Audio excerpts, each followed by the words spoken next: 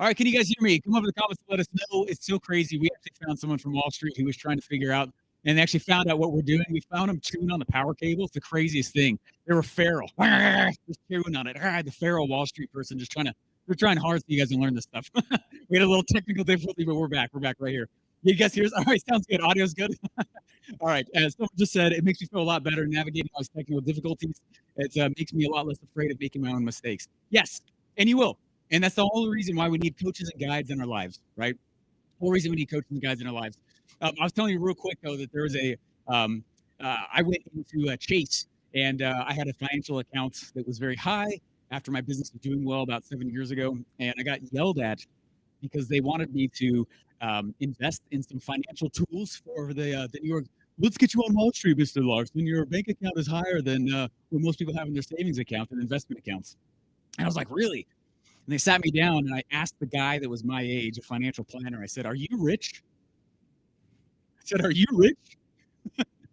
And I was like, I'm not trying to be offensive with my two questions here, but I have two questions before I'll take a financial advice from anybody. Right? Are you rich? And I was sitting in a Chase branch, and the guy was like, no, he totally deflected. Well, I'm doing okay, and I'm investing in different things, and I was like, no offense, I just don't take advice from someone who's not also rich. About the topic of money, anyway, right? I love the quote that says, never trade places never take advice from someone you would never trade places with. And that's something my wife and I live by when it comes to the topic of money.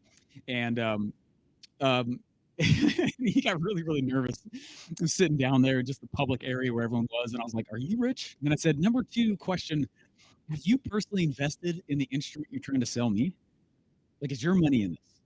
Are you trying to get a commission? Like, and I get you need commission. And I had to get walked out. They did not like that. Okay? And that's one of the biggest things that I love with what Robert and Ryan were teaching here is that it's not about just having a savings account and hoping that you don't die, or rather, hoping that you don't live a long life and just burn out that account, right?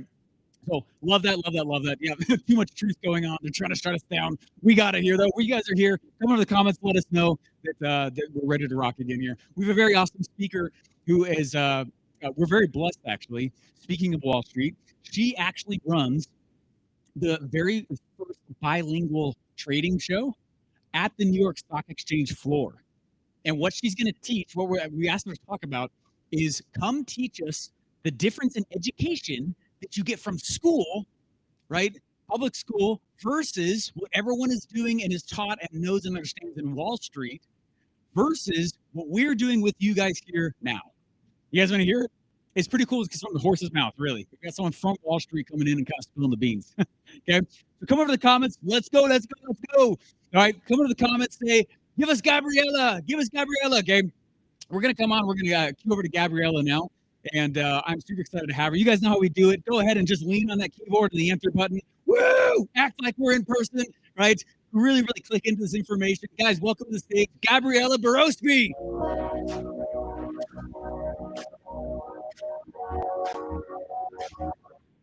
Hi, my friends. Welcome back to the Tyrant Tenure Summit. It is my privilege. It is my honor to welcome Gabby to the presentation today. Gabby, you want to say what's up to everyone? Yes, thank you so much, Ryan, for having me. I'm so happy to be here. I'll tell you what, you and I, we recently connected, and I don't know about you, but at least for me, I felt like, man, we are so aligned on the concept of money being used as a tool to build and live a life that matters, and the power and importance of financial education. And, as I was putting together the speakers for this summit, I really wanted you to come on because number one, it's the first time yellow has ever been worn on any presentation I've ever done, and you're doing it fantastically. It's such a TV color. It's such a TV color. Everyone tells me I need to upgrade my color scheme because I usually wear black or dark gray. You have to pop, to get attention. But you definitely pop. So Gabby, I want to kind of start off. I want to take us a little bit back before we get into the meat and the details of your expertise. But you're an immigrant, right? You grew up in, I don't know how much time you spent in Peru, but you're from Peru. That was your upbringing. And you came from Peru, and here in the United States, you founded one of the most influential financial movements, specifically for Latinos. When I was at your event a couple of months ago, just seeing that room full of people and the education you were giving them, it was moving to me. So, what was the moment that lit the fire for you to step up into this mission that you have? Yes, of course. That's a great question, Ryan. So I was born and raised in Lima, Peru. I lived there until I was 12. And the reason why my family and I moved to the United States, it was because something bad happened, right? It was not like we randomly woke up one day and decided, oh yeah, let's just move randomly. My dad lost everything, and he was a successful business owner back home. I went to a British international school, so I actually spoke English since I was little. I learned British English. That's a fun fact. My Very teachers were proper. yeah. So, I had a great upbringing. Even though Peru is a poor country, I was one of the fortunate ones that had a great education, had a successful father. But him being successful didn't mean he had financial education. Those are Mm, two separate things. You can do great in business, you can make money. That doesn't mean you have financial education, that you're diversified and that you're prepared for a recession, for whatever comes your way. So my father did not have financial education, and unfortunately, he had all his eggs in one basket. But when something happened with that business, because of something happened with a business partner, that basically, like, from one day to the other, he emptied all his accounts, and we had absolutely nothing, with no backup accounts, no retirement accounts, no funds. Like, you would think someone, with a career would know better, but unfortunately that's a reality. A lot of people have no idea what to do with their money. They have one job or one business, and that's it. And if that goes away, then they have nothing. So that's the reason why we moved. My father had family in New York, in Long Island, actually. He just had brothers that had moved to the US since they were very young, like teenagers. I have, cousins who were born here because my uncles got married here in New York when they were very young. So we had some family. So that's why we chose New York. It was not random. It was because that's where we had family. mm, And we basically moved just, to start from scratch, looking for opportunities. My parents had to take whatever jobs they could find. So we started from nothing. And that for me at 12 years old was very traumatizing because I had a great upbringing. I lived in a bubble. I went to a great school, one of the best schools in my country. My dad did great. I was 12. I was innocent. I didn't understand anything about this business, finance stuff. All I knew was that I went from having everything to having nothing. And that was traumatizing, right? So to answer your question, what was that turning point that made me wake up and to reality and say, I'm going to take action. I'm going to do something about my finances or to help other people. I think it was back then I made a promise to myself. I'm going to find out. I'm going to just look for answers, and I'm going to find the answer why this happened to us, because I didn't understand it and nobody could explain it to me. So my life since 12 consisted of just me trying to learn, trying to read, watch movies, ask people, just do whatever it takes to find an answer on why that happens to people. How come you can be successful and go from everything to nothing in like one day, overnight? And what does it take for that to not happen? There has to be a way to avoid it, right? It doesn't happen to everyone, it happens to some people. So that was that turning point in my life that, now that I look back in retrospect, it was actually the best thing that happened to me, which I always thought it was the worst thing that could happen to anyone, because that's when I discovered my passion, which was I need to learn, right? Whatever my dad doesn't know, obviously he doesn't know everything, or that wouldn't have happened. And I need to do something about it, right? Something to make sure this doesn't happen to me or anyone that I know that's around me.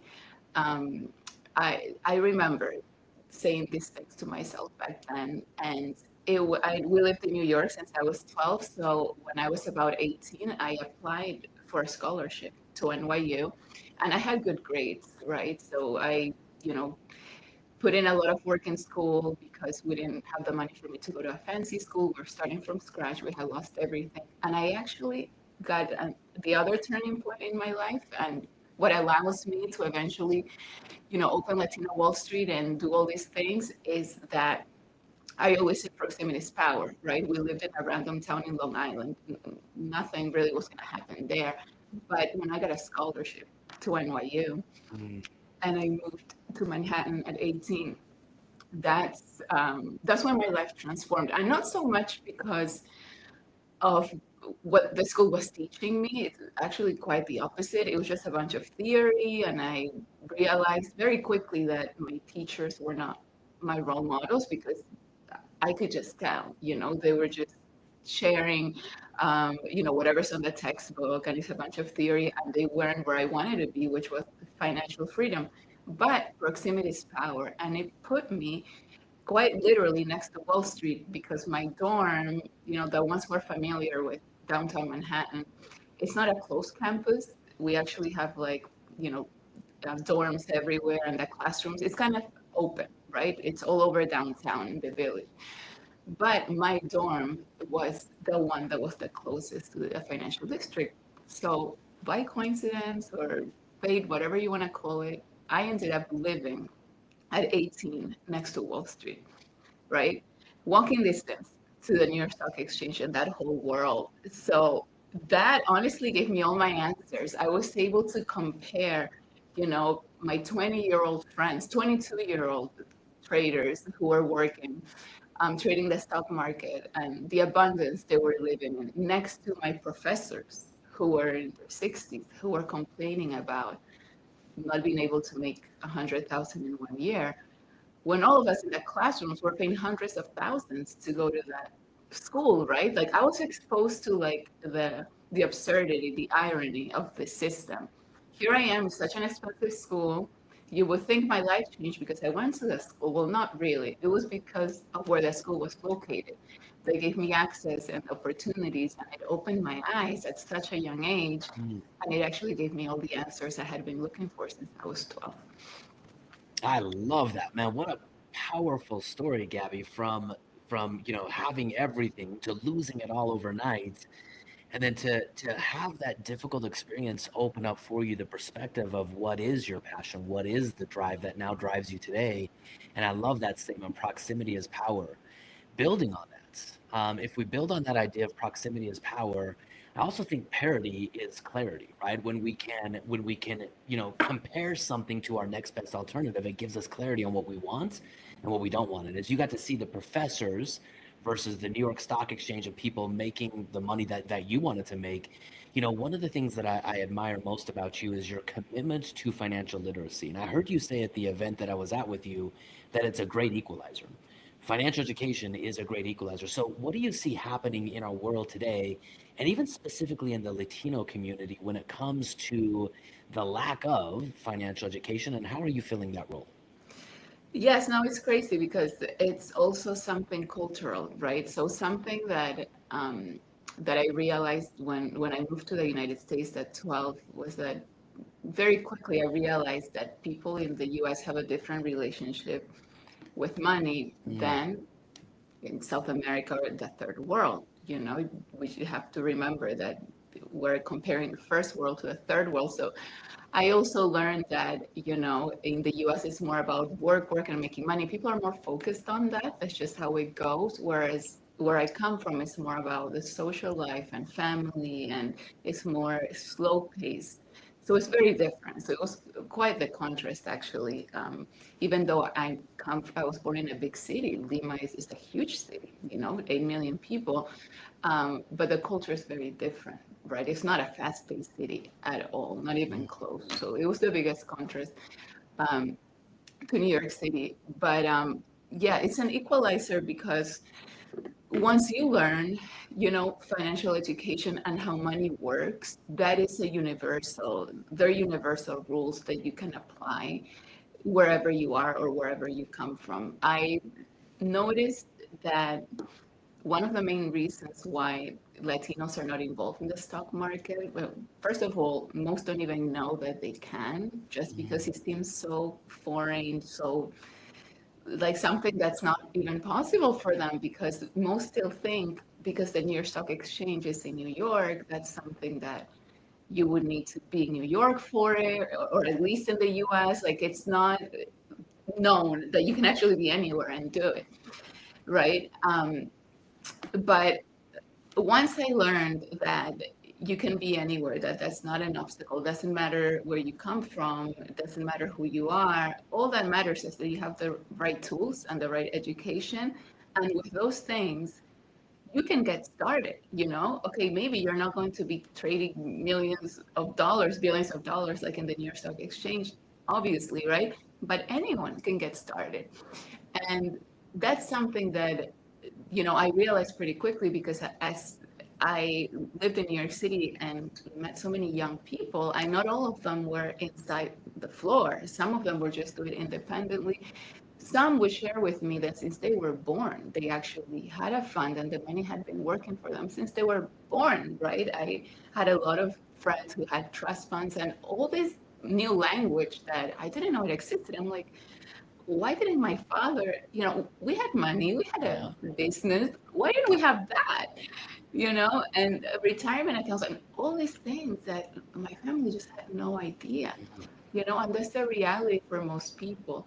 So I think it's definitely a cultural thing. It's not part of our culture. We don't think it's possible for us. And unfortunately, where we come from, right? Like if you study like the history of like South America, Central America, we've had a lot of corruption in our government. So we have this tendency to like not trust the system, right? We don't trust our presidents. Like pretty much most of our, for almost all of our former presidents in Peru are in jail, right? So think about it, right? So then you grow up watching the main person of the country like Yeah. betraying the guy. So it creates this like lack of trust. Like, no, I'm not gonna trust whatever it's the system, whether that's the government, whether that's a financial institution, whether some people don't even trust the banks and they have money that they hide in their homes. Like it's very sad, but this is the type of thinking that it creates when you're exposed to corruption and that's all you know.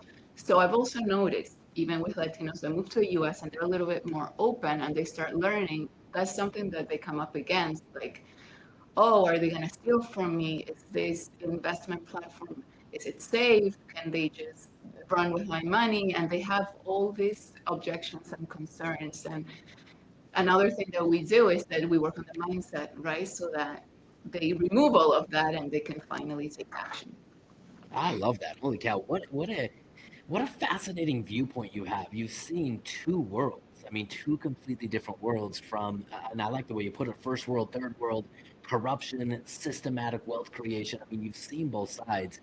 I'm curious, as you're training people, and specifically Latinos, on what they do have access to, that financial education is a great equalizer. When you're talking about the idea of retirement or financial freedom, this is something that quite oftentimes I miss and I get confused about because have you ever heard of the parable of the Mexican fisherman before?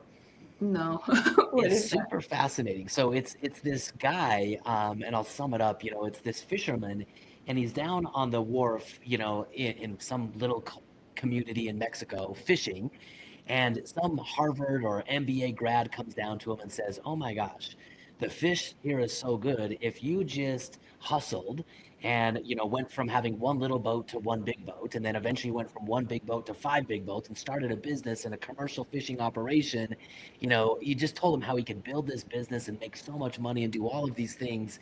And then 20 to 30 years from now, once he had made so much money, he could sell the business and live the life of his dreams." And basically, the guy's like, "Well, I already live the life of my dreams. I fish for 4 hours a day. I go home and I'm with my family. I dance at night with my wife.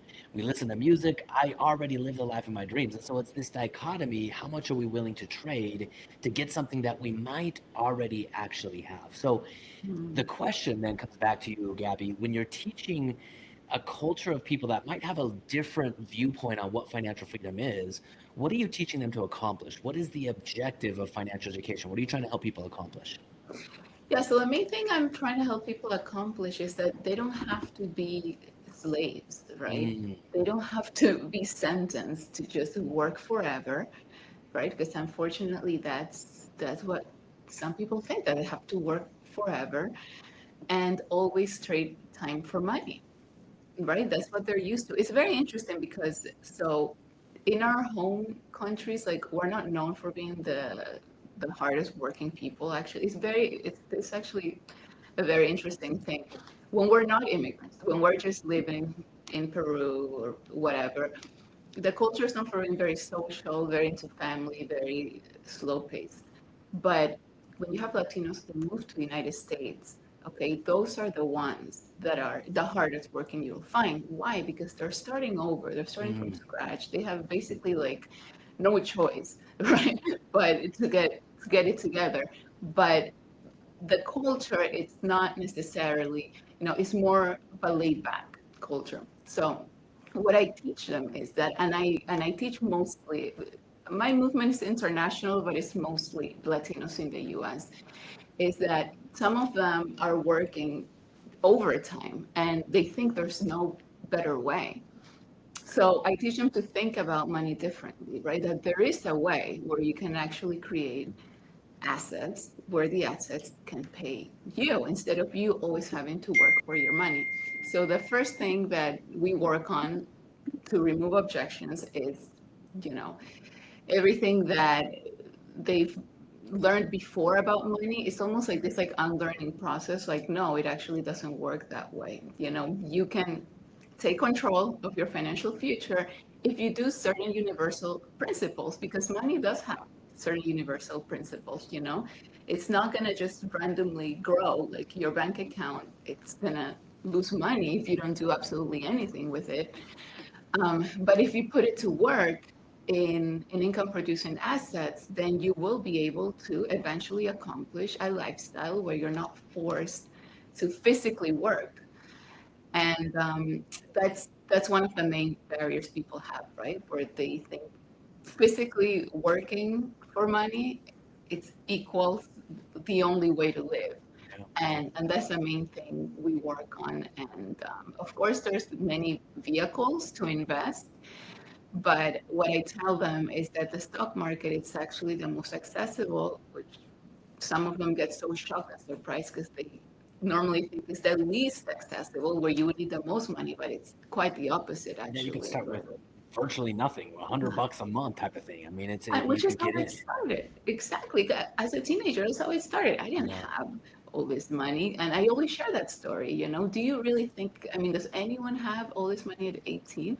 Maybe my friends, right, who had the trust fund and it just accumulated for 18 years. But most people don't have much when they're a teenager. But that's not an excuse. And that's what I learned from mentors too in New York, is that it's about taking action. It's not about waiting around. Oh, okay, once I start making more money. No, it's about what can I do today to improve my life.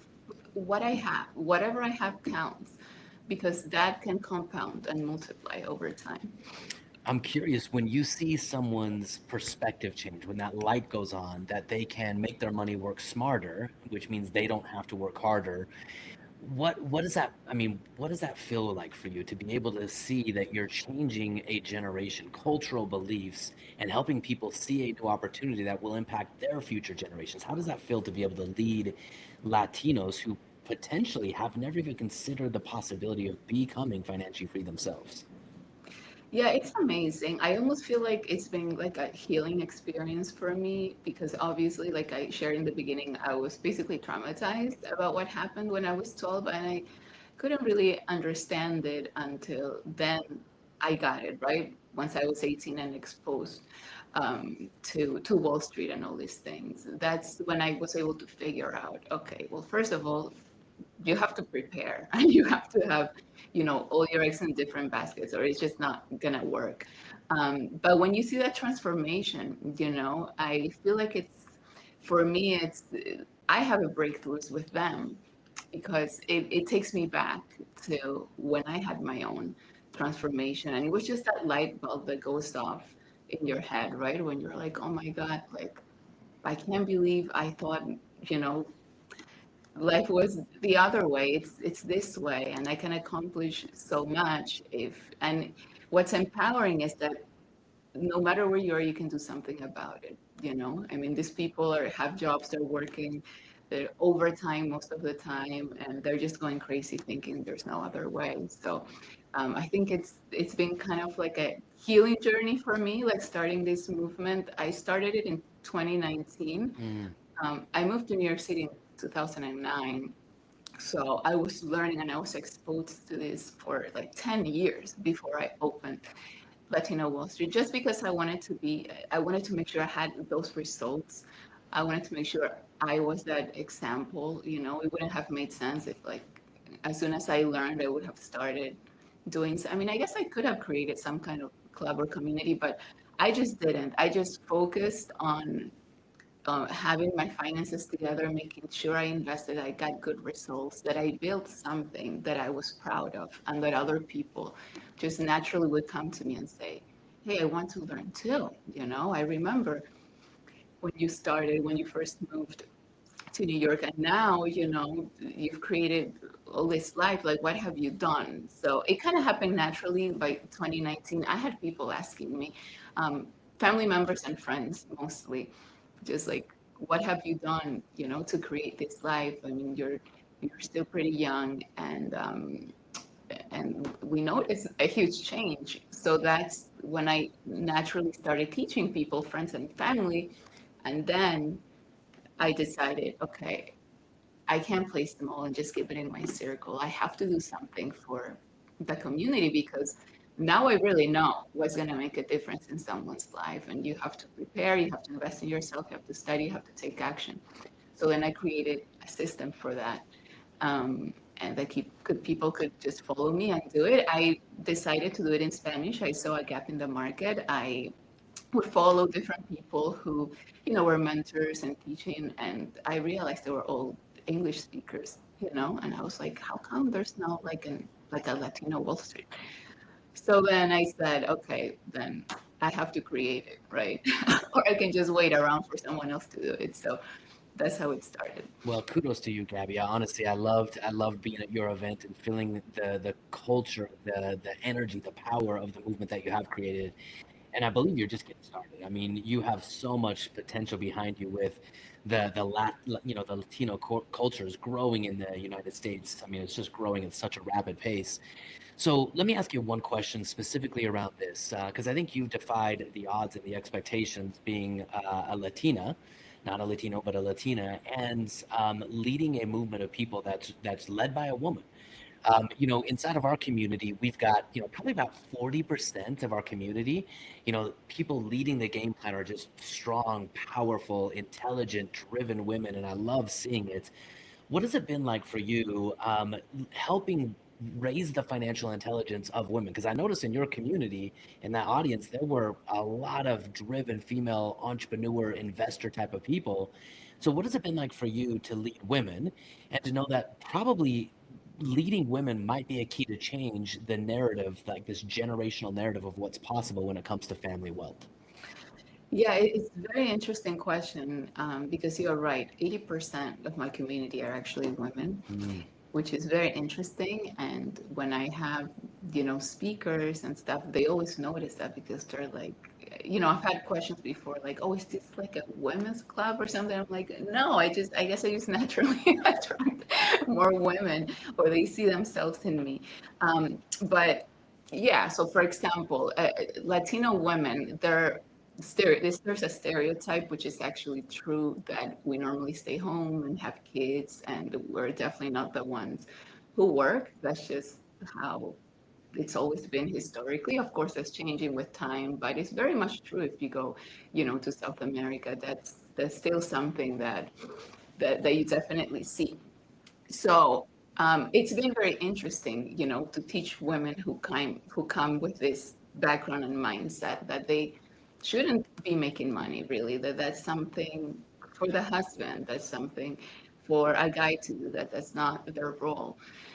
But what I've noticed is that most of the women in my community are mothers, and they all have this desire to also provide, right, for their families. And yes, most of them have husbands who work and all that stuff. And I remember in the beginning when I first started the movement, I started getting all these stay-at-home moms like reaching out to me, right? So when I first opened my social media, the first wave of people I got, they were all women and they were mostly stay-at-home moms. So that was so interesting for me that I was attracting that. But then I realized it was because they were, looking for something, right? Just like back then when I was very young, I was looking for answers. They were looking. They knew there was something else they could do for their families, other ways to be productive from home. And this was perfect because this is something where, I'm not asking people to go anywhere physically. I mean, although we do have events, but that's something separate and optional. You can learn online, you can invest online, financial education and the stock market has been democratized, meaning that before, you would need to have a lot of money back then if you wanted to be a shareholder, right? Like if we go back in history, you would need to be like a Rockefeller if you wanted to have a piece of a big company. You couldn't just randomly be a teenager and buy one share. Like that didn't exist a long time ago. So, that's something that I always have to explain how some of the things that they think, it's not that they're completely wrong, is that they were right at some point in history, but not anymore, right? So it's been very interesting to teach women. I think women are actually better with finances. I think are more detailed, more specific, more intense in that way. And I actually have noticed that in very positive qualities for when you trade, when you invest, when you're dealing with, your portfolio with a financial plan.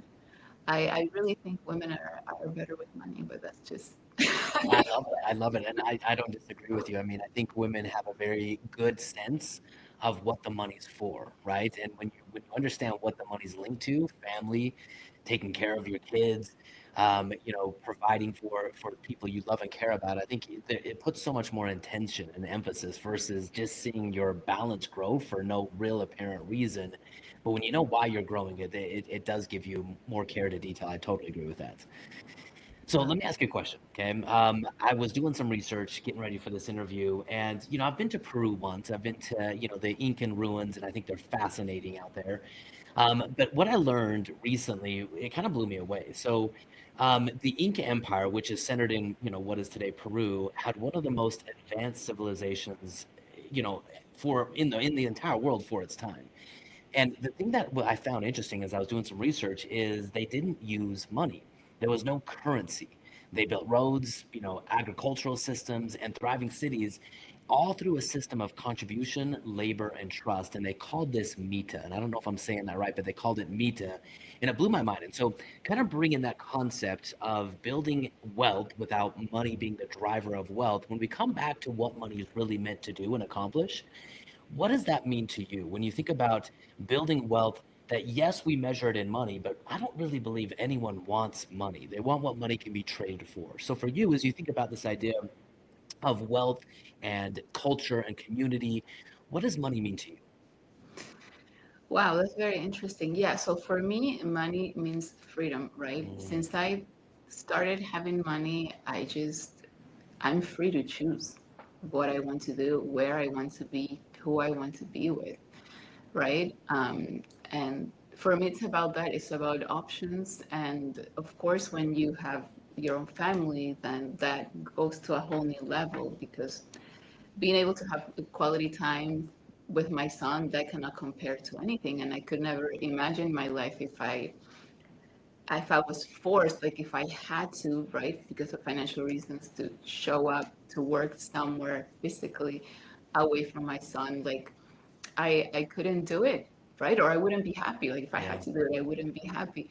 So that's what a lot of people deal with, that lack of options or having to go to work and do something they don't like, they don't want, and not spend enough time with their families.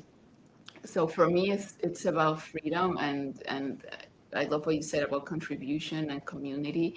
Um, being able to have resources also allows for me to share that with others, right? So not just with my family, with my community. And you saw one of my events, I put a lot of effort and work and resources to do the best possible event and experience for them, because that's what being abundant is, just being able to have that and share it with others, whether that's knowledge, money, experiences. So yeah, for me, it's freedom. I love that. I love that. And I agree with you on that. I really believe that money's greatest intrinsic value, because today money it's so, it takes so many different shapes and forms, right? I mean, I've got a piece of paper right here on my desk, this is money, but I could log onto my bank account and see numbers on the computer screen. That's money. Now we've got this advent of cryptocurrency. That's money. All these different forms of symbols of what money is. But at the end of the day, we can translate all of that into what you said. Money's greatest intrinsic value is to have more control over your life and more options with what you want to do with your time. And I truly believe that if we can raise our financial intelligence, and if financial education is the great equalizer like you talk about, then I do believe it's possible for anyone, and you're living proof of this, Gabby, that anyone could become financially free. It requires intention, it requires a drive and a discipline, but then it requires learning some financial principles. So if we wrap all of this up, and we come to one culminating question. You're at the Retire in 10 Years Summit, and the whole purpose of this is to kind of wake people up. The next 10 years of your life, of my life, it's going to go by one way or the other. But I can be intentional with the next 10 years, or I could just be reactive, let the economy, let things happen to me. So here's my question for you, Gabby. If you had to start over tomorrow, you still have all of your financial education that you have right now. You have your business, but you have no money in the bank account. Go all the way back to that 12-year-old girl, right? You're starting all over again. And I don't want to bring up any trauma, but you're going back to that point. And if you have the next 10 years to work, to earn, to save, and to invest, and after 10 years, you could never work for money again, how would you build a system that would support your lifestyle for the rest of your life? Wow, that's very interesting. So I'm starting from scratch. You're saying with that knowledge, but with no actual money. Yeah. Okay, wow. That I feel like that's hard. Well, if I have the knowledge, right, you can monetize your knowledge. So you can have zero money in the bank, and well, it's hard to invest with zero money in the bank. So you need to monetize what you actually have, right? Knowledge is very powerful. Um, since I started monetizing my knowledge, my finances went to a whole new level. I was already making money with my investments. I also had jobs, from 2009 all the way into 2019 before I started doing Latino Wall Street. I did great with those things.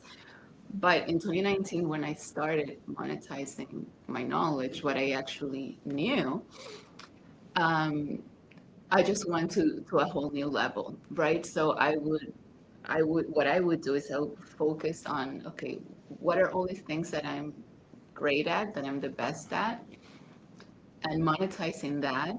So doing it online, if I have, no money in the bank, I'm not gonna go and do in-person things that require more resources. I would do things online. I it's very simple because some people get caught up with like the online system. Oh, now you need a funnel, you need this, you need a whatever. No, you can literally start with one-on-ones. Okay, that's a very simple way to start to monetize your knowledge. It's very low maintenance. Then when you get busy, that's when you can scale. But that's where I would start. Okay, I don't have money, but I can monetize my knowledge. But now, the money that my knowledge is going to bring in, whether it's one-on-ones, a course, whatever I'm going to do, then I need to make sure that money is going to go into an investment platform and start working for me, because I can't get stuck in this loop, right, in this hamster wheel. Okay, now I'm just gonna work to then spend the money to then keep working to then cover my expenses, and that's a hamster wheel, right? You're never gonna get anywhere.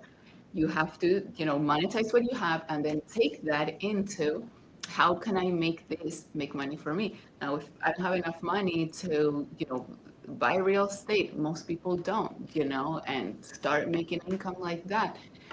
Then you start with a vehicle that's more accessible to all. That's okay. I'm going to start with the stock market, the proven, the things that are proven to work, the indexes, the companies that have been around forever, the ones that pay dividends, right? And make sure that everything I'm making, it's, well, after, you cover whatever you need to cover, is going into that. So then you can create income producing assets, and then it becomes this income producing loop, right? You make money and then you make that money work for you, then you make more money, then you have more money to deposit into the money that's going to work for you, and then you create this loop that is just going to give you more money. Now, eventually everyone's goal is, if you want to retire in 10 years, is that you have enough coming in from your investments that you don't even need to keep doing the actual work, whatever your work is, business. So, I think that's something you can definitely accomplish in 10 years. But that's what I would do. It's just my experience. And I also meet a lot of brilliant people all the time, people with PhDs, doctors. I actually learn from me, and I'm like, wow, like, I don't know, like, you're like so smart, like literally like a doctor or something, right? But they don't know anything about finance or about how to make money work for you. So, and all they've been trained to do is just, have a job, go to hospital, take care of a patient, and they're not, the most creative. And what other ways can I diversify my income? So what I'm trying to say is that no matter who you are, what you do, there's always something you can monetize and get creative that it's not going to require this huge expense. You Yeah. can just start monetizing what you have, but just make sure that then you're going to put that money into something that's going to bring you more money.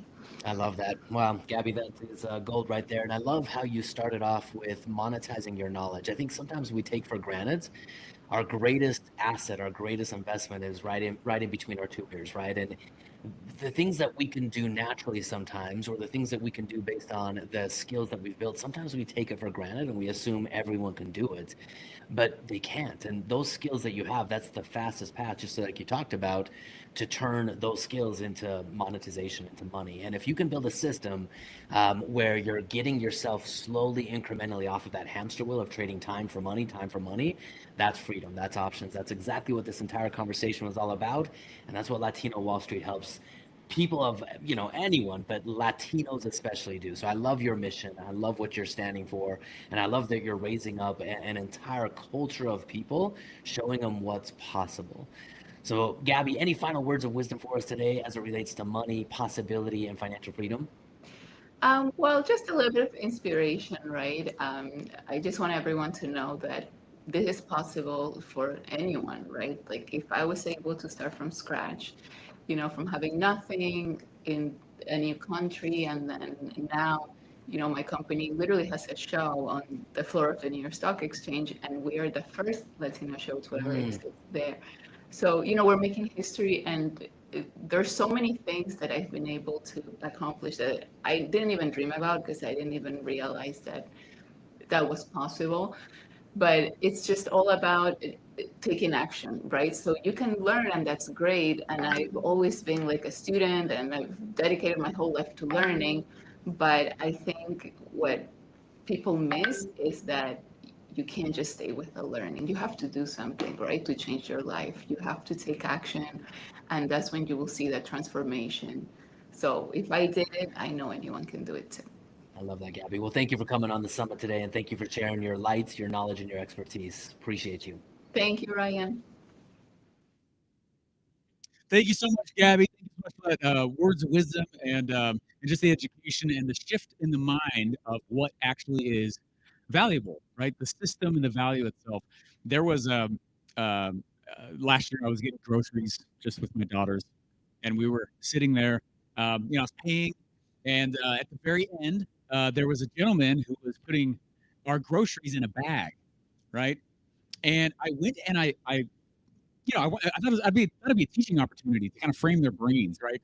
And I was sitting there, and we get in the car, we put the put the groceries in, we're driving back home, and I asked my daughters, I said, is the gentleman who is putting groceries in the bag helping us solve a problem? And my kids thought for a second, they're really, really young, and they're like, yeah. And I was like, yeah, right, absolutely, right. They're putting groceries in a bag. We needed that. That was nice of them. And then what I did is I actually held up my phone and I said, did the person who invented this phone solve a big problem for us? And they said, yeah.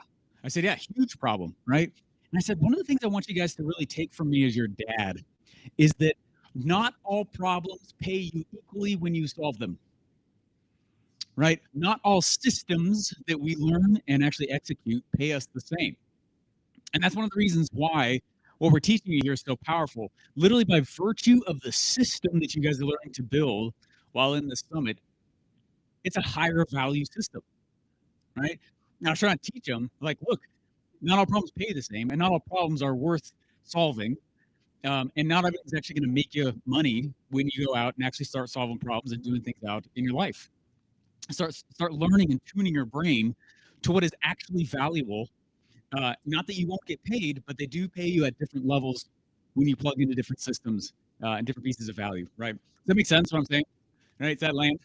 Hey, I want to remind you real quick that later we have a VIP session for Q&A with Robert Allen and Ryan Lee. And if you are not VIP, you can go to retireintenyears.com/VIP, retireintenyears.com/VIP. VIP is $47. It's not that much, right? You pay more than that when you go to a fast food place now, right? It's $47. And what you're going to go and do a little bit later today, coming up soon, actually, you'll be able to go in and start queuing up any questions. In fact, those of you guys who are in VIP right now, you're going to see a tab right on the top of your screen that says Q&A. Start loading your questions in there. Maybe you feel like you're in a unique situation. You don't know where to start. You don't know the first thing to go for. You don't know how to free up some excess cash flow in your life. Start loading those things up. I dare you to try to stump them. Okay, ask the hard questions. Ask the ones that are like the really, really scary ones in your heart. Okay. All right. Next up, I'm really excited to bring up a couple who have really exemplified what I was just talking about earlier. Right. They know that when you solve bigger problems and tee yourself up into bigger systems, you actually get a bigger outcome. They actually, it's funny enough. In fact, the gentleman that we're going to bring up, he used to deliver pizzas and he lived in a trailer. And you'll see the life that they live now. It's very fascinating. So what they're going to come do is they're going to come teach you. One of the biggest fears I had, actually, funny enough, was that if I go and pursue wealth, I will leave my relationships and my family behind. I thought, and that was like old kind of corporate thinking, right? That I'm going to go get this, I have to leave that. And that was a false belief. That was a false fear that I had to confront for a while. And so what Josh and Ashley Latimer are going to teach you is how to do both. This is not you having to go pursue your financial dream while giving up your family, right? So you guys ready? We're going to bring them on in. They're amazing. They're very, very, very powerful couple. Their backstory is incredible. And their story is one of those cool stories where it's like, you don't have to give up family and relationships in order to go get the financial life that you've been looking for. Make sense? All right, guys, you know how we do it. Go to the chat. I want you to start headbanging that keyboard. Boom, boom. Hit the enter button like crazy. Help me welcome to the stage Josh and Ashley Latimer.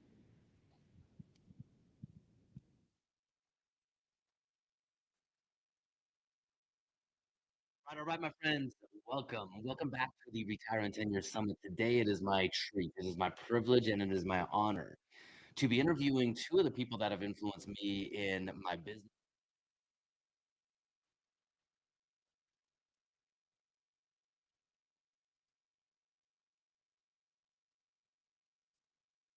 And just the way I approach life, probably more than anyone, it's the Latimers. The Latimers, man, you guys are such a dynamic couple, and to have both of you on the camera screen at the same time is just, man, I'm giddy about it. So, Ashley and Josh, you want to say what's up to everyone today? What's up, everybody on the interwebs? We're real humans just like you, and thank you for having us. I'm joined by my high school sweetheart, Ashley, who is way prettier than me. He is how are you way doing, prettier than you. I mean, fortunately, because you got awesome kids, and I think all their prettiness came from Ashley for sure. So, 100%. Yeah. Oh my Yeah. gosh. This is like a love fest here. I love it. Yeah. No, Thank you you hang up guys too. so much. My husband and I, we've been married for 23 years, but we are in different places right now. He's in Dallas, Texas, doing business stuff, and I'm at home holding down the fort in Northern Michigan. So that's why we're in two different places.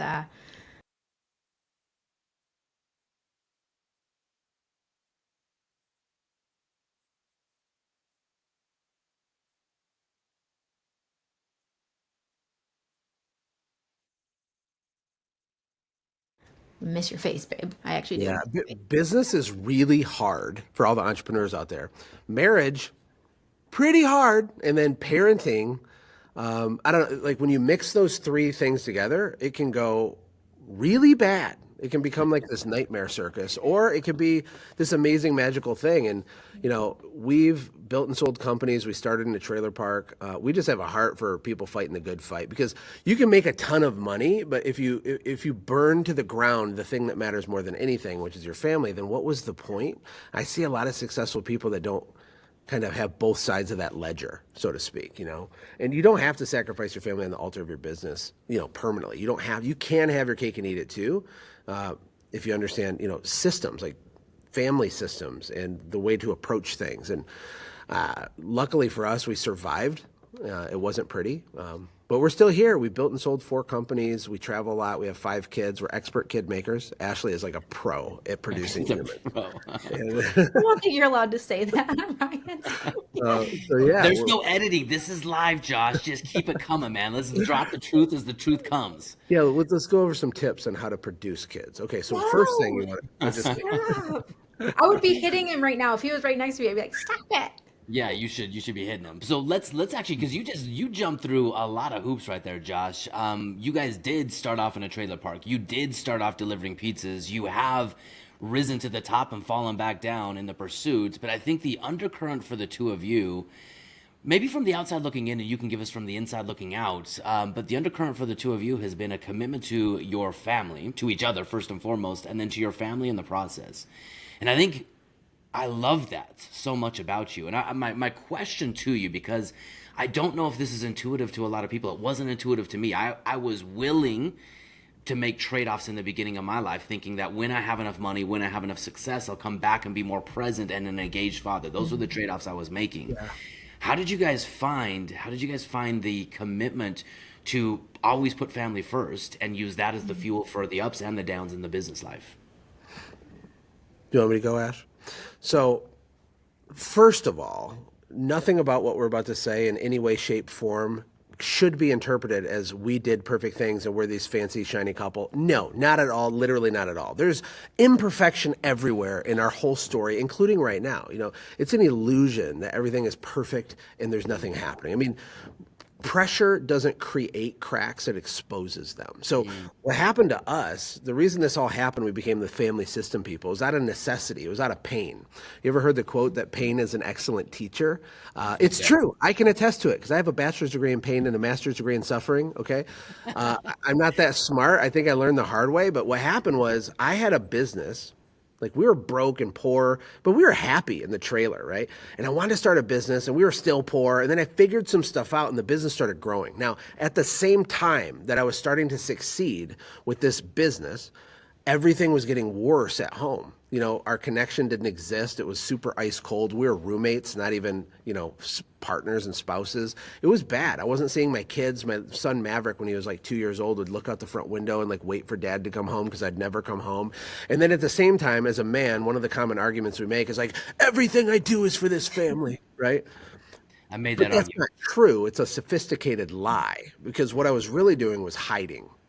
I was using my work as an excuse to hide, right? Because I didn't know how to communicate and do all these things. I don't want to do the mushy emotional thing. I didn't know what to do. I didn't want to fail as a father. And so what I noticed, and the crux of it, is that the reason my business was starting to take off like a rocket ship was because of systems. And that's a boring word, but everything everyone already is a system. I'm not suggesting people create family systems. In fact, everybody watching this right now already has a fully systemized business and family. If you don't follow up with your customers or your leads, you have a zero-touch follow-up system. It's just a bad system. If you don't go on date night, if you don't have any connection, if you don't know how to communicate in a sophisticated way, if there's no clever anything, if there's no identity systems in your family, you just have bad systems. And so what ended up happening was we were at the total breaking point. By the grace of God, somehow we didn't get divorced. I don't know how. Just Jesus. We'll just thank you, Jesus. That's it. And in that moment, we're like, you know what?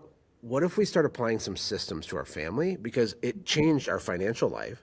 Maybe it could work in family. And that's where it started. Ashley, I don't know if I missed something specific, but is that your perspective? Oh, it's 100% my perspective. At the time, I was actually starting to get teary eyed because I can go back to that place. I can go back where Maverick's sitting at the door waiting for Daddy's work truck to come back. And in my mind, I was thinking, well, Daddy's work truck's only going to come every other weekend at this point because I thought my husband's business was the other woman, what I called her, is because our business got all of his time and our resources and our money, and it got all of his attention. And so when we had those hard discussions, he was like, let's try to systemize this. And the first thing he did, actually, we talk about date night a lot. We go on date night. Date night started immediately. But what he did that he never really talks about is he gave me what he calls Queen's Day. And it was a day where, I was holding down the home front at the time, and it was chaos because I had 3 babies under 3 at this time. And so it was like crazyville. And he's like, I want you to go out. I got a babysitter. We're cleaning the house. Like, I think he even paid for a house cleaner. He literally took care of the home front. I went and got a massage and a pedicure, and I went and had coffee with friends and a lunch. And really, I'm not kidding you, Ryan, that moment was an injection of hope into me as a human. And so systems can give quick injections. And at first I didn't think systems would actually help. I was because I was so in a dark place, I was such a negativity because I was drained. I had nothing left to give. Yeah, I was surviving. And I wasn't even surviving. It was like treading water and getting pulled down. But he injected that hope in me, and then we started activating these systems. And then you would think it would take a lot of date nights. It didn't take that many to rejuvenate everything. And he has a family system with our kids as well. So he's got a VIP day, Maverick Monday, Tucker Tuesday, Sawyer Sunday, Judah May Thursday, and Finley Friday. I did those out of order, but it was this dedicated time where they got Dad's attention. It wasn't hours and hours of kumbaya. It was a half-hour Lego session, or a walk down the street, or let's go get ice cream. And it was just one-on-one time where they got reconnected. And so these systems have really helped radically change our life, and it happened pretty quickly. And then sometimes the wheels fall off and we need to reevaluate a system. Mm-hmm. I love that. I mean, that is such a powerful thing. And I love that you say that we all have a system. I mean, some of our systems are by default and they're giving us crappy results. But why is it so hard to install a new system? And is it so hard to install a new system? But I constantly look at, hey, this thing's, I'm using it. It's working. To learn something new, try something new, start something new. It seems like a lot of work and effort. How come it's so hard to start a new system? And how do you find the intentionality to build a system to get you to the end outcome that you actually want? I don't think it's much different from financial systems. I think earlier I said pain is an excellent teacher. And unfortunately, because of the way humans are, there's this psychological bias called present focus bias. Have you heard of this, Ryan?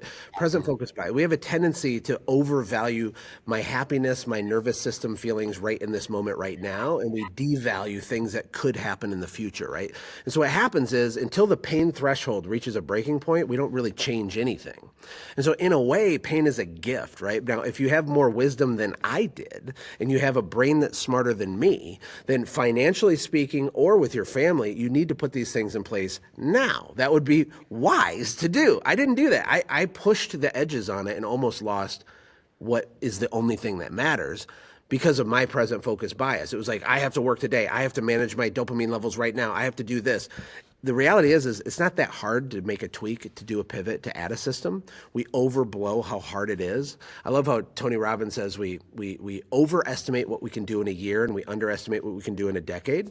But let's shrink that. I think we overestimate how hard it's going to be to make a system pivot right now. And we underestimate how transformational and absolutely cataclysmically good the results are when you do make that change. And you can do really simple moves that have exponential outsized geometric results on your family. I mean, big time. Even the one-on-ones with my kids sounds like a simple thing. It is. It's not perfect. Sometimes I miss them. Who cares? But it's a thing. My kids look forward to it, especially when they're young. When I would sit for 47 minutes and just build blocks with my 4-year-old, his entire demeanor would change for days. It would last like days. Like he'd be more respectful. He'd say thank you. He had more confidence and certainty. Then we started getting more sophisticated with systems. It started to become fun. We're like, okay, my business has a logo. Why doesn't my family have a logo? Then I met you years ago. I mean, I think we met like maybe 7 or 8 years ago. I can't believe it. But you have the Lee family crest. And I was like, oh my gosh, it's insane. And you guys do family meetings, because I know some of your family systems because we nerd out about this. But over here across from my podcast set, there's this huge Latimer family logo. And we put it on clothes. We put it on onesies, on socks, on pillows, on blankets. It's on anything you could possibly print it in. Why? Why would we do that? Because your family has a brand. Your family has a vibe. What does your family stand for? What are you fighting against? Where are you going? Is there any kind of aspirational proclamations for your family? And I hope this is encouraging, not overwhelming, but we created the Latimer Birthright. It's just a bunch of cool words that make us feel epic. And we had our kids memorize it. It'd hang on the fridge. I'm a child of God. I'm here for greatness. I will do hard things. I will read God's word. I will protect my mind. I will protect the weak. I will fight the darkness. Like there's all this epic stuff.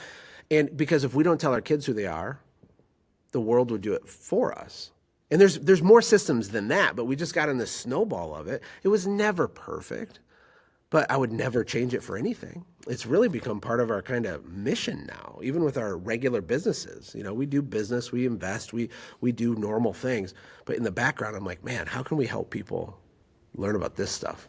I love that about the two of you, how intentional you are with your family and how you began with the end in mind. And you're willing to continue to fight the fight even when it's not perfect. I think it's that perfect. I'll do it when I have the time. I'll do it when it's perfect. It's not good enough. I won't launch it. Those things kind of hold us all back. But here's a question I have for the two of you, because you guys have ran different roles over the years, from raising kids to being engaged in business to Ashley, you've been on stages, you're running a business now. I mean, you've got so many things going on.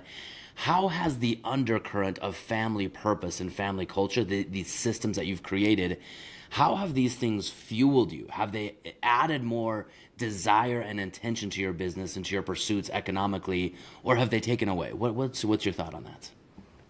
Go ahead, Ash. There's something very powerful about bringing your family along. And in the moments that you're feeling like, I don't want to do this anymore, or I'm stressed out, or I'm overwhelmed, your kid will come up and remind you of the mission. And so it's really hard to get off track when you're in it together, when you have teammates in it together. Like, we are a tribe who is going for this destination. And so we have a family slogan, and it's do hard things. We put it on shirts, we've put it on onesies, we've put it all over. And this phrase has continued to encourage us, right? Well, it's really hard to get off track when you have a 3-year-old in the back. I remember when my 3-year-old, I was having a very stressed out day and, wanted to burn the business to the ground. And I'm probably spouting at the mouth when I probably shouldn't have, right? In the car. And my 3-year-old goes, remember, Mama, Latimers do hard things. So your kids so your kids are watching you. Yeah. And I don't need to impress thousands of people, but I do need to impress 5. And I want to prove to them, Myron Golden, when we interviewed him, he said, a lot of people say to their kids they can do anything and be anything they want to be, but then they watch their parents do nothing and become nothing. And so I really want our kids to win more than we have ever won.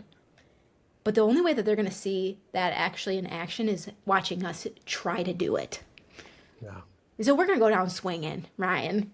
Might not be cute, might not be always pretty, but we're going to go down swinging, and we're going to do hard things, and we're going to be the family that stands for something, even when the world goes cuckoo, ka-choo, and we're going to be on this mission together. So that's what I'd say. I don't know if that's really eloquent, but it's just that our kids, they push me to be better, and we're a team.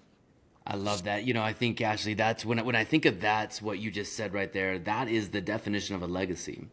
A legacy, I went to an event several years ago with my oldest son, and it was called a legacy event. It was for fathers and sons.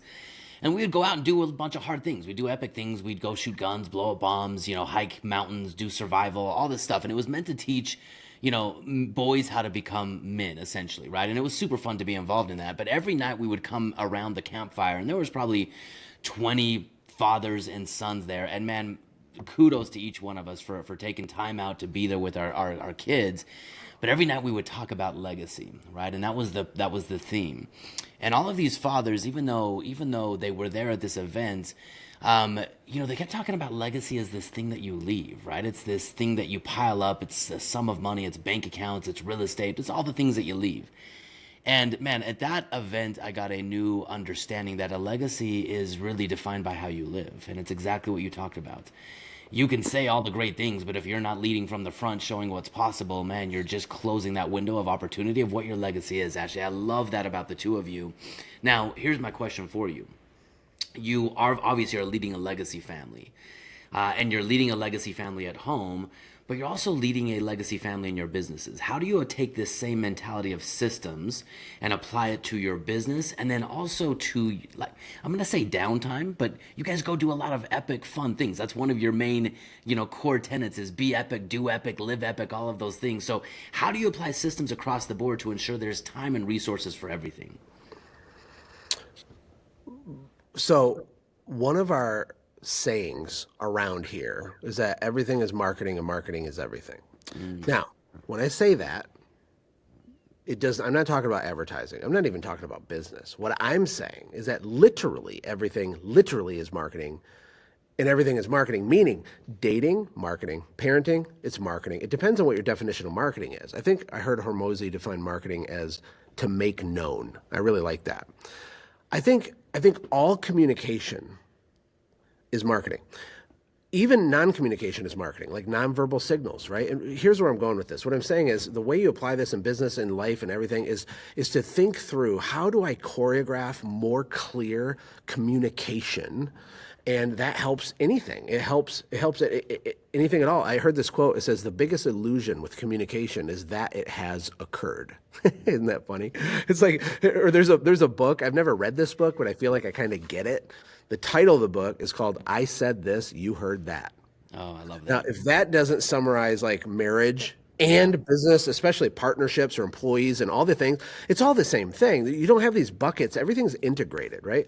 And so if you think of yourself as a sophisticated marketer, not advertise, I'm not talking about that, but you structure the way you communicate, the way you cast vision, the way you do all of the stuff, everything levels up. And it's little things, like one example would be, from a parenting perspective, my youngest daughter, Judah, she's a firecracker. She's also very sweet, which is like a paradox because she's sweet and a firecracker. They're both true. Just trust me. You'll have to meet her. But she's doing something and I'm like, Judah, stop. Judah, stop that. And she doesn't. And I'm like, Judah. And she looks at me.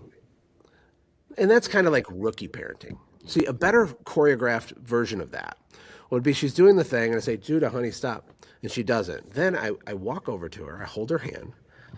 I pick her up gently under her shoulders. I sit her on the counter, maybe the island in the kitchen. And I get to her face and I say, Judah, I need you to stop doing that. Can you say yes, Dad? And she goes, yes, Dad. And then I give her a hug. Love you. Put her back down. The problem solved. That's just better choreography. Does that make sense? And so everything can be approached like that. The way you discipline, reward, encourage, the way you train, retain employees, the way that you set vision, the way that you actually do advertising and marketing, the way you cross-sell and upsell, the way you ascend people, your investment strategy. I'll tell you one of the big secrets is the way that you market to yourself. Because the hardest person to market to is us. The real problem in business and parenting and marriage and life and investment and retirement and legacy and every single thing we're talking about is between our ears. It's the lies that we believe.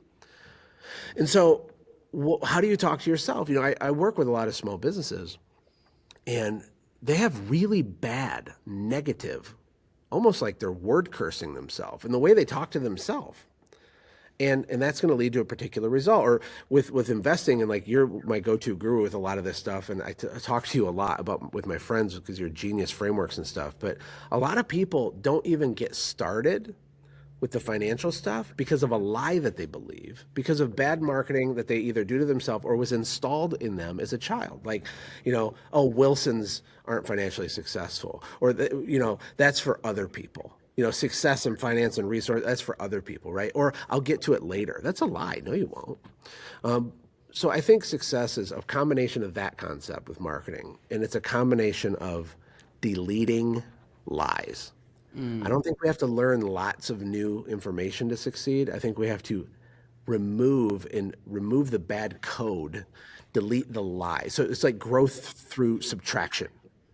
If you're familiar with it. Josh, you are speaking so much truth. I feel like the older I've gotten, the more I realize that really life is a series of remembering a truth that you once knew and somehow covered up, forgot about, or tried to replace with something more complicated, something that sounds more sexy, something that was marketed to you by someone that has a ulterior motive. Right. But it's just remembering a simple truth. Most of life is simple truths. So Ashley, as you're raising kids, as you're integrating into this business, how do you help your kids install a better marketing plan for what's possible in their life? Ooh, that is really good. Well, I will tell you something about what you said about like we live this epic life and we do these epic things. And I think what we do is we have joy in the journey. So we do epic things at the grocery store. Like we are talking to our kids. When he says we're marketing, we have, we kind of put ourselves in a box in a little bit because we Latimers don't talk negatively. So when we start talking negatively about ourselves, our kids will be like, hey, that's not how Latimers talk. Latimers don't do that. What are we doing here, Mom? And so it's like integrated into every piece of our life. So our kids are homeschooled, so they get to come along on the journey with us. They go to events with us.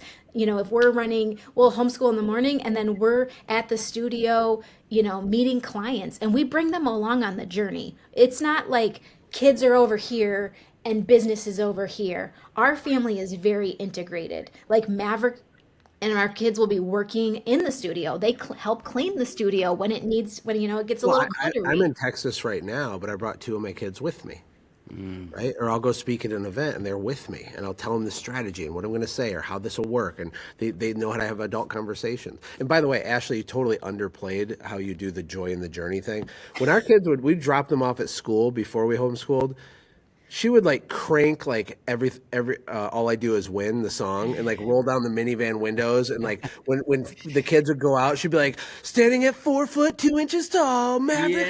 Yeah. And so we had Ryan. I You want might not Ashley believe to it. announce me going. That sounds We awesome. we had a fog machine and a PA system in our living room for No way. years. Yeah. Just so you know, I tried to put the fog machine in my car. It was almost a death trap because I thought it'd be really cool when them coming out the first day of school with a fog machine. I tested it out and I was like, we will all die. So, Oh man, but I love think that. finding fun in your life, that's what makes life special and epic. Are these fun moments that we have. And it doesn't have to be just speaking in front of 5,000 people or, when we get to a certain mountaintop. It's the joy in the journey that we're taking them, that we are doing life. We're doing life with our kids. I know that might sound a little cheesy, but they see the good stuff, they see the hard stuff. And what's really cool is they get inspired by other people. So they meet people like you, Ryan, and you inspire them and you have And Kiana. adult. What? Kiana. Yeah, Kiana's and you have inspiration. conversations, and then our kids, get these crazy ideas. We have one entrepreneur kid. We don't necessarily make our kids become entrepreneurs, but one got the bug, and I'm trying to get the bug out of him because being an entrepreneur mom is more terrifying than being an entrepreneur wife. Yeah. Is that Sawyer? Because no, it's Tucker. I mean, Sawyer is very he's got a YouTube channel, came home and was like, I'm gonna do this YouTube, and has a fact YouTube channel, and they went and knocked doors for other people. They are definitely hustlers, but my son Tucker, he flips things on eBay and has made thousands of dollars. And just recently he was like, I know all this knowledge about flipping things. I'm gonna make a challenge for myself and I'm gonna do $100 to a motorcycle. He's 16. He did it within how many months, Josh? 4 Oh, months? just a couple. He's on his second motorcycle, right? Yeah. So he he doesn't brings even have home- his driver's license yet, and he's got these motorcycles. Yeah, but they know how to think big. And your original question is how do you I forgot your original question. But Yeah, I think as people are watching this, this is the main point. If knowledge is in between our ears, if the marketing is in between our ears, and our beliefs are holding us back from the life that we actually want, we have to install a new operating system. So how do you install, like, is in business, in yourselves, in your kids, like, what's your framework, what's your system for putting a new operating system in there of what's possible with life, with money, with family, with the whole thing? I think that's actually a pretty simple question. I mean, the way to combat lies is with truth. So it's about consuming more truth. It's about drowning the lies with truth. What do I mean? Well, I'm talking about, like, have you ever heard, like, the four types of leverage are, you have capital, that's a form of leverage, but it's only one. You have code, like software is a form of leverage, like it can do things faster that would take forever. But the big ones are like you have content and you have community. And so our eyes and our ears are like gates. If our brain is a garden and there's weeds in the garden and the weeds are the lies, what you're really asking is, how do we weed the garden? And the way that you do that is by bathing it with truth. And so you have to curate the community and the content that you listen to. A lot of people, even with good intentions, they spend a lot of time doom scrolling, just consuming negative things. Or sometimes someone watching this, they might be the most successful person that they know in real life. And that's a huge problem. It's a big limiter, right? Because what you're destined for might be orders of magnitude beyond where you are now. But if you're surrounded by people that think, wow, you're amazing, you did it. What if the truth is you didn't even start yet?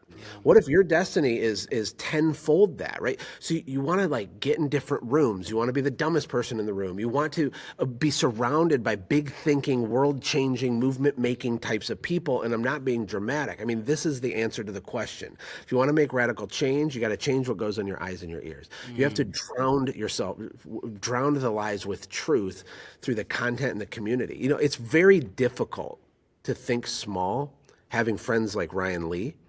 And I'm not just saying that to fake edify Ryan. Ryan's a legitimate friend I've had for years. And it's really hard to stay down when you're around people like this. And if he calls me and he's down, I mean, this conversation right now, it creates energy.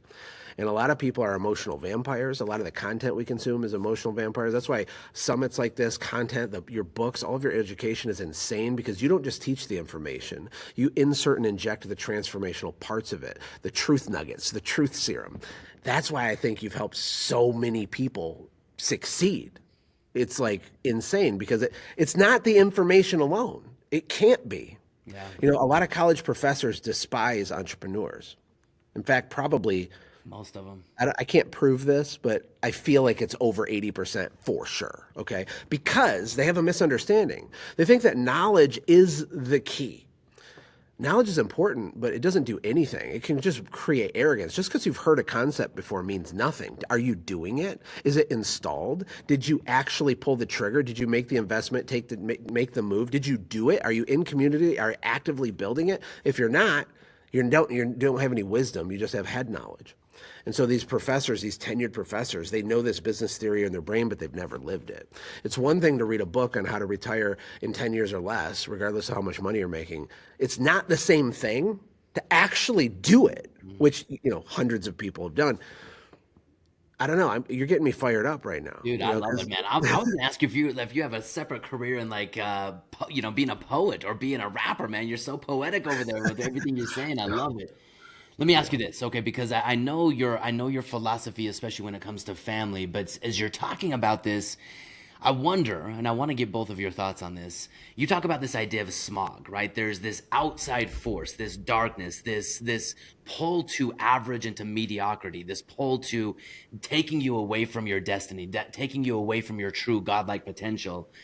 Is that real? Is that true? Is that in families? Is that in our financial pursuits? Is it in our business?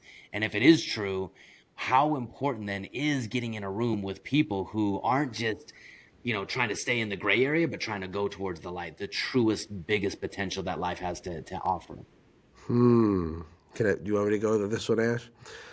Let's have an acronym party for a second. Yeah, So let's go. we have SMOG, which is, like, I love simple frameworks. They help my brain. But SMOG is an acronym for schools, the media, other people's opinion, and big government. That whole category of stuff is a major problem for people, right? A lot of people don't succeed because of who they're going to disappoint just by succeeding. I mean, this is a deep rabbit hole, okay? There's like psychological warfare happening, childhood programming happening, and then you have the external stuff like schools, Myron Golden calls them public indoctrination centers. But you have schools, the media, other people's opinions, people that you don't even really like, but they're actually dictating what you do and do not do. It's crazy, the societal impact on our brains. And then you have the media, right? So fear, doom scrolling, the sky is falling stuff. So that's acronym number 1, SMOG. Then there's another acronym called FOPO. This one I might even like more, but FOPO is the other reason people get stuck. And it's fear, overwhelm, procrastination, and overthinking. A lot of people that overthink everything, or maybe they're on this right now and they're like, well, I'm going to go through all 32 modules and then I'll make a decision if this is. These people, they're actually brilliant people. Smart people have a tendency, they struggle with overthinking, over-engineering, having 16 plans but nothing in motion, right? They're always like ready, aim, ready, aim again, ready, aim slightly more, adjust 2 degrees to the left. It's like fire the thing, go, begin, start, but we don't because of FOPO. And if you're smart, you're going to have to battle that, right? And then fear, not doing it because you think you're different, your market's different, something's going to happen. People spend so much energy waiting to prove why something won't work instead of simply asking, what if it does work? We're programmed to automatically dismiss things that will change our life.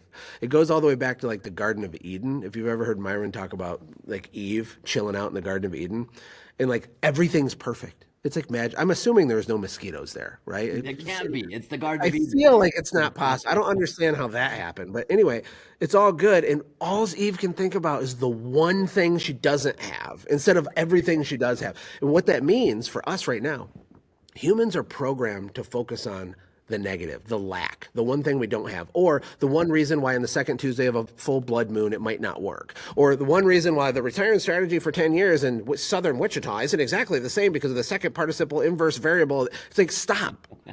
You're just FOPOing yourself to being stuck. It's silly.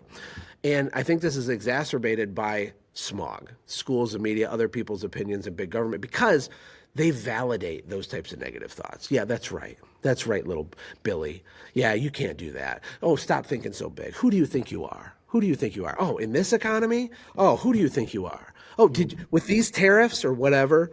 I mean, it's so silly. And all the successful people that have helped us, they're literally living in like a parallel universe. They are like creating their own rules, their own economy. They're going through life. They're literally delusional. Steve Jobs, I don't know if he said it, but someone said it in a book about Steve Jobs, that he lived in a reality distortion field. And he's like, things are going to work out. Things are going to go great. When I wake up every day, I market to myself. Yeah. When I woke up this morning, Ryan Lee, hand to God, this is what I said. I said, I'm safe, protected, I'm unafraid. Thank you, God, for preparing good works for me before the foundations of the world. Thank you that I'm the head and not the tail. Thank you that I'm the righteousness of God in Christ Jesus. Like, I'm speaking life, right? Thank you that I have a mission, a mandate, a purpose, and a destiny, right? Thank you that I'm going to serve the people you called me to serve, and there's not a darn thing anybody can do about it. These things are life. And that's why events like this, trainings like this, just being around people like you, it's huge, especially if you come from a small background like we did. I love that. Ashley, any final word on FOPO and SMOG holding us back? I just think I have a really big crush on Joshua Latimer, and I don't know if we should talk about it. I have a big crush on Josh. Baby number 6. Come on. No, I'm too old for that. But like, I am just like, this is what I live with, Ryan. I get to have this in my life as a motivational, like, I think that's one really powerful thing. Oh, it's going to make me cry. Is Josh leads our family so well. And in the beginnings, he didn't lead our family well. He led his employees well. And something switched in his brain. It was a choice he made. And he started leading our family. And does he always do it perfect? No. Are there some times that I need to like step in to hold him up? Yes. But he leads our family so well that it's hard for our family not to build a legacy, or not to want to build a legacy, to not want to do hard things, because he's our leader and we are in this together, but he leads so well. So well. I love that. I'll tell you what, I think the biggest thing to remember as you guys are watching this right here, right now, is that nobody actually wants money. You want the things that money can be traded for. You want the things that come with exchanging your money for security, for peace of mind, for adventure, for opportunity, for creation, for growth. But it is your obligation, it is your stewardship to have money in your life, to open up the doorway of more options, more freedom, more control. And I love that the two of you are leading from the front, showing what's possible to myself, to your 5 amazing children, and to so many other people. We're going to include links to anything that you want down below, because we've talked about something that is very, important to the two of you. But that's not even your business. You guys have a whole separate side to your life, and so I want to share that with everyone. And we didn't touch on that today, but I do have one final question for you. This is the Retire in 10 Years Summit. And my objective with this summit is to wake people up. It's to really give them, it's to confine their vision, to get them to think and see more clearly within a constraint. And so the purpose of this is to give people a framework, a system, if you will, to be able to retire in 10 years. Not to retire and sit on the beach for the rest of their life, but to use money as a tool to live a purpose-driven life. So take us back to the trailer park. Let's say we get rid of the businesses, we get rid of any money, any assets that you have right now, and you're starting from scratch, but you have the greatest asset of all. You have your mindset, you have each other.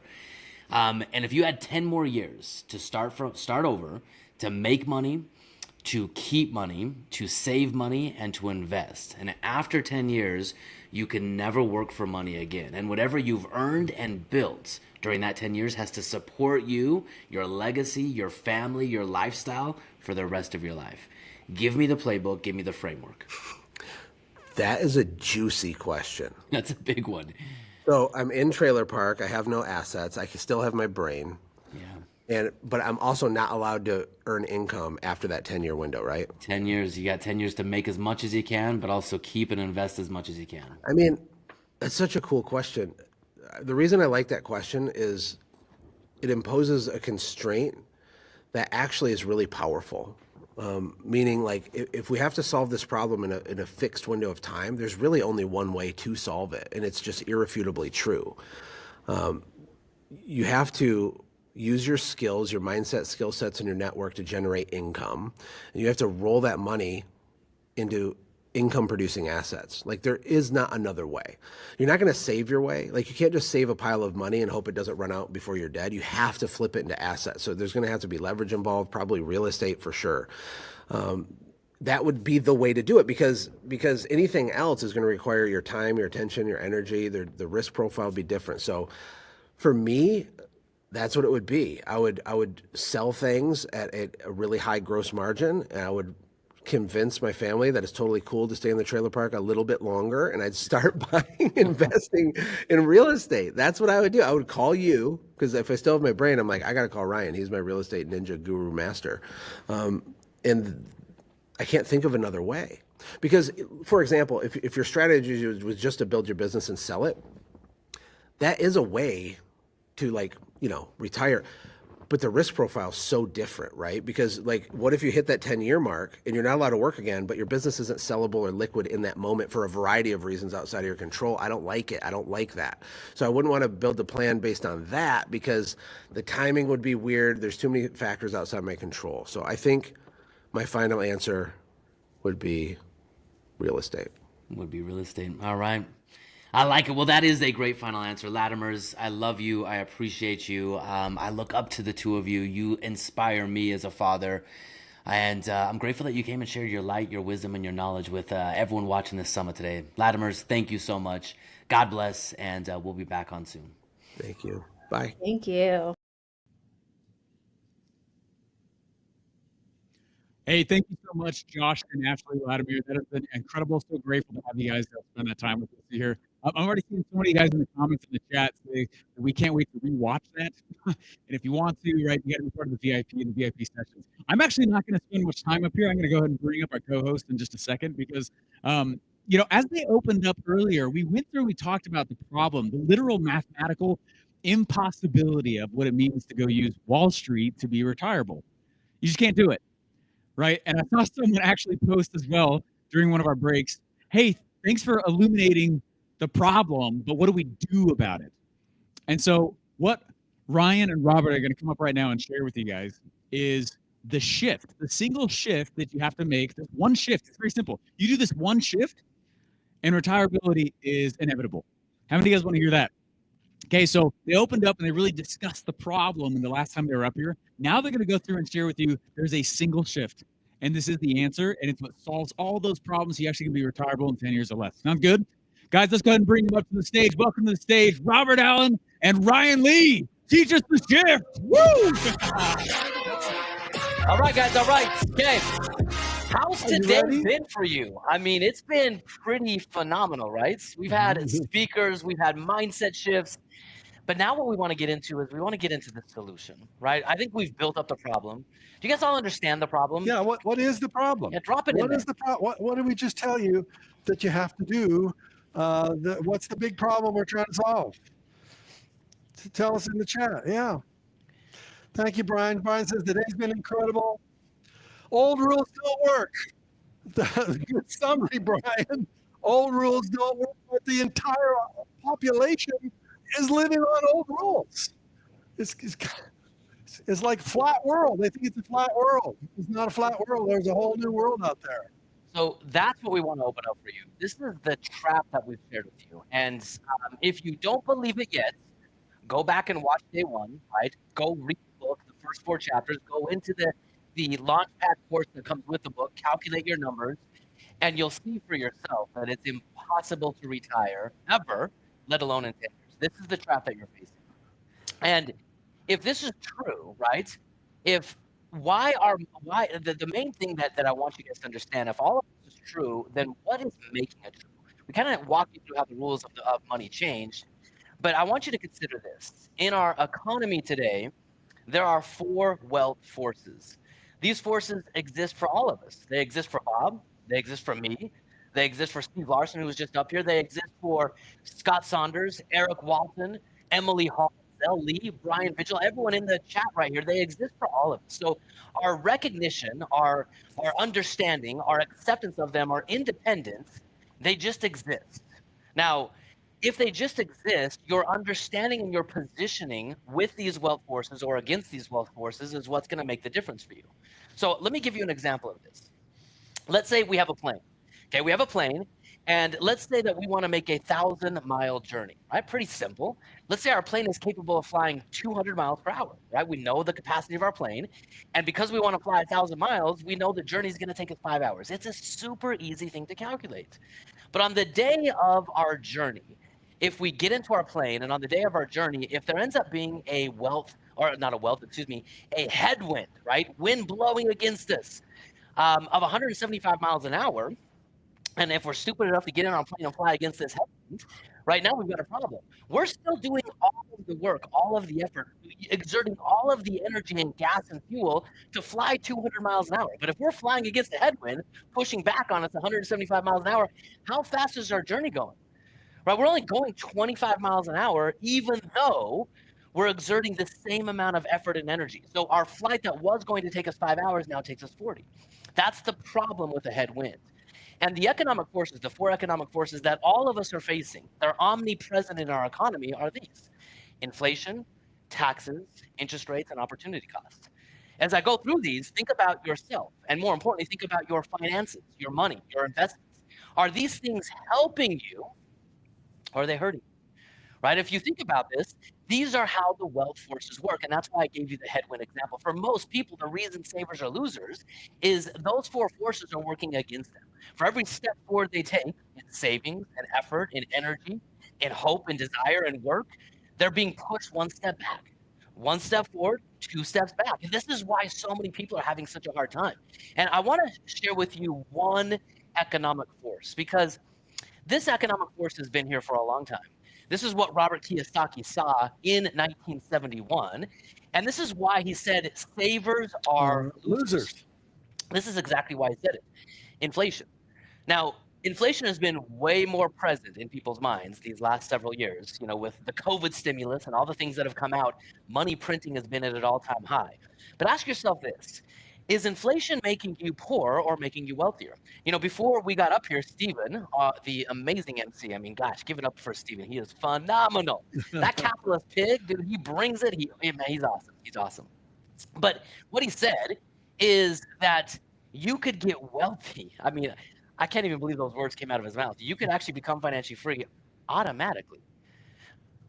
Bob, does that make any sense? Well, I'm sure you're going to make sense of it, but most people wouldn't ever believe that. I mean, wouldn't believe it. Most of you are here because you think you need to learn some tactic, some strategy. Now you do, but if you position your money right, you can become financially free automatically. But here's the problem. If your money's in Wall Street, 401k, stock market, inflation is working against you. So in order to understand how to use inflation to make us wealthy versus how to use inflation to make us poor, we have to understand what inflation is. Now, this is kind of crazy. I've asked a lot of people. In fact, I was just at the grocery store a couple weekends ago with my youngest son. He's 13, right? He's just starting to grasp the concept of money because he's now mowing the lawn. He's working. He ships out a bunch of shirts, into our community. And so he's making money. And we went to the grocery store over the weekend. He was having a little pool party, and we went to buy some sodas and whatever, candy for his friends.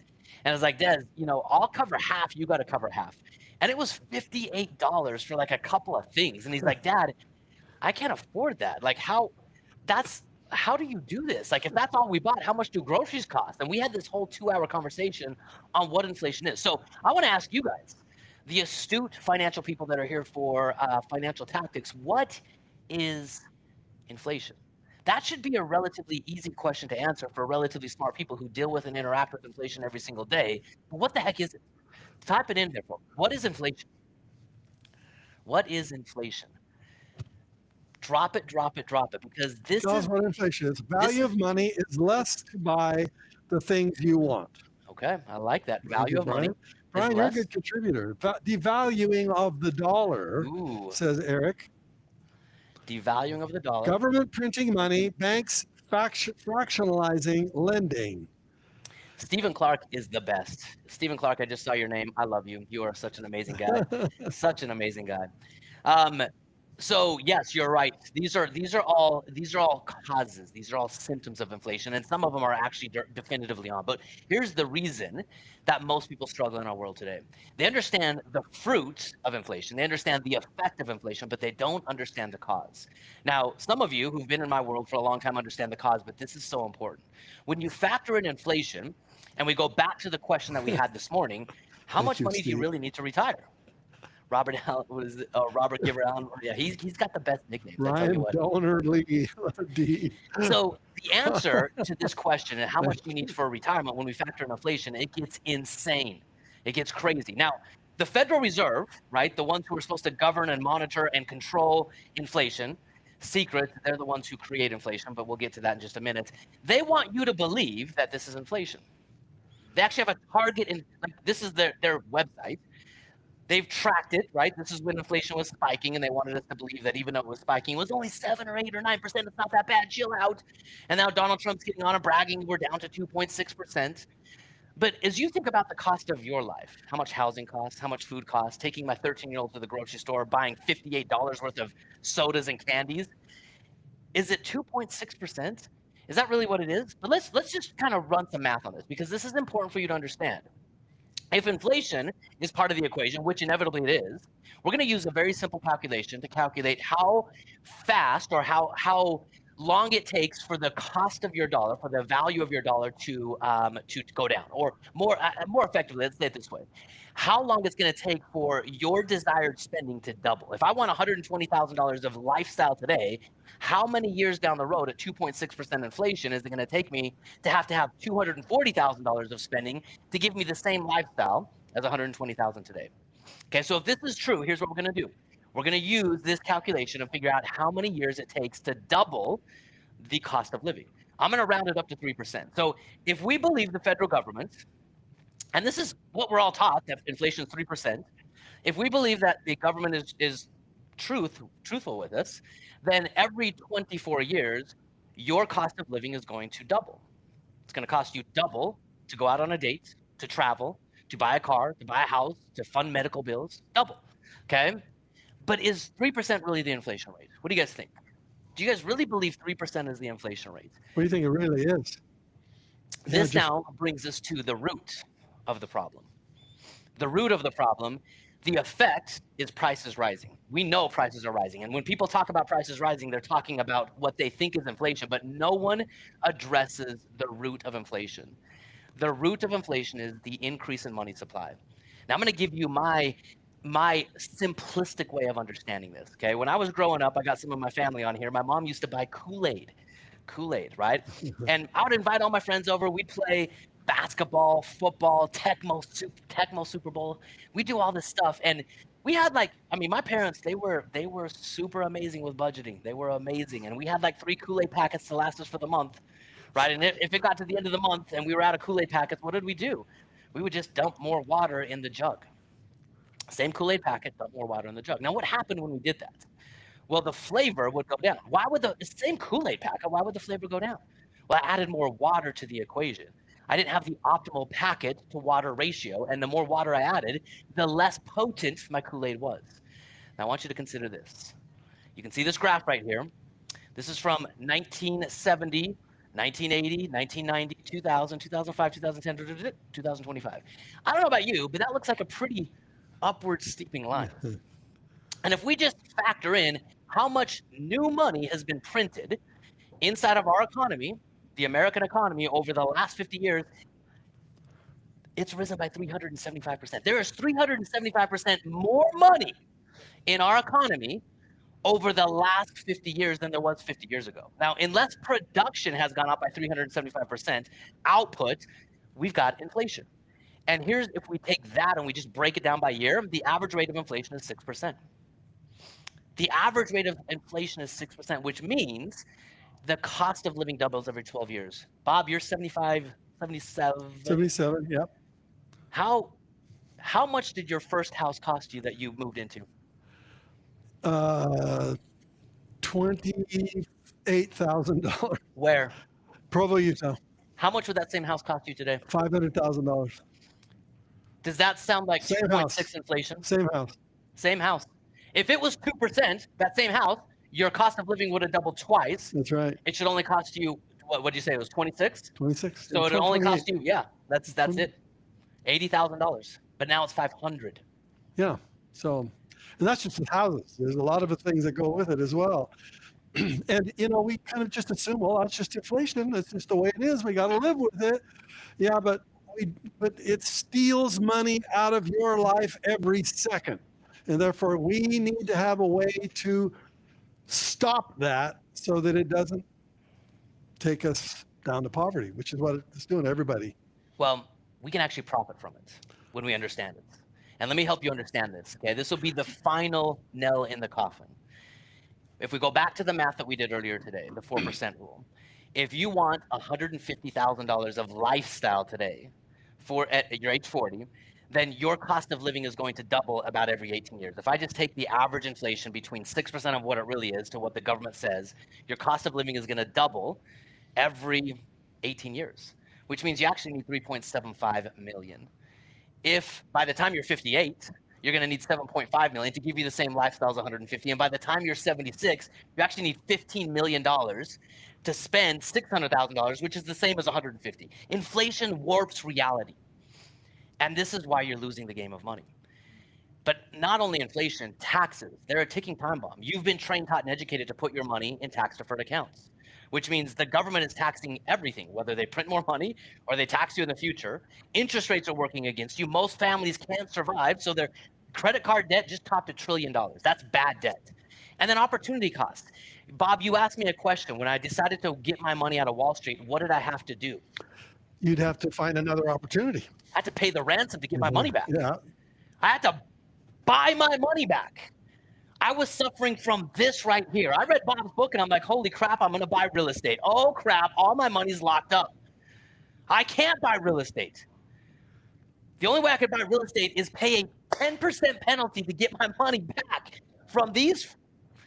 I almost said another swear. Beth is the one that's only supposed to have swears. But I had to pay 10% money to get my 10% penalty to get my money back, and then I had to pay taxes on top of that. I had to pay the ransom, which meant I was suffering from opportunity cost. There were many opportunities to invest.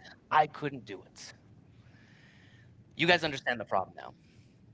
And the worst part about this problem is Wall Street, wins at your expense. I want you guys to really get clear on that. You're trading your life. They're winning. You get whatever's left over after inflation, after interest rates, after taxes. But if that's all true, I want to now invite you to the ownership economy. Those four wealth forces, they exist. I still live in a world of inflation. You still live in a world of inflation.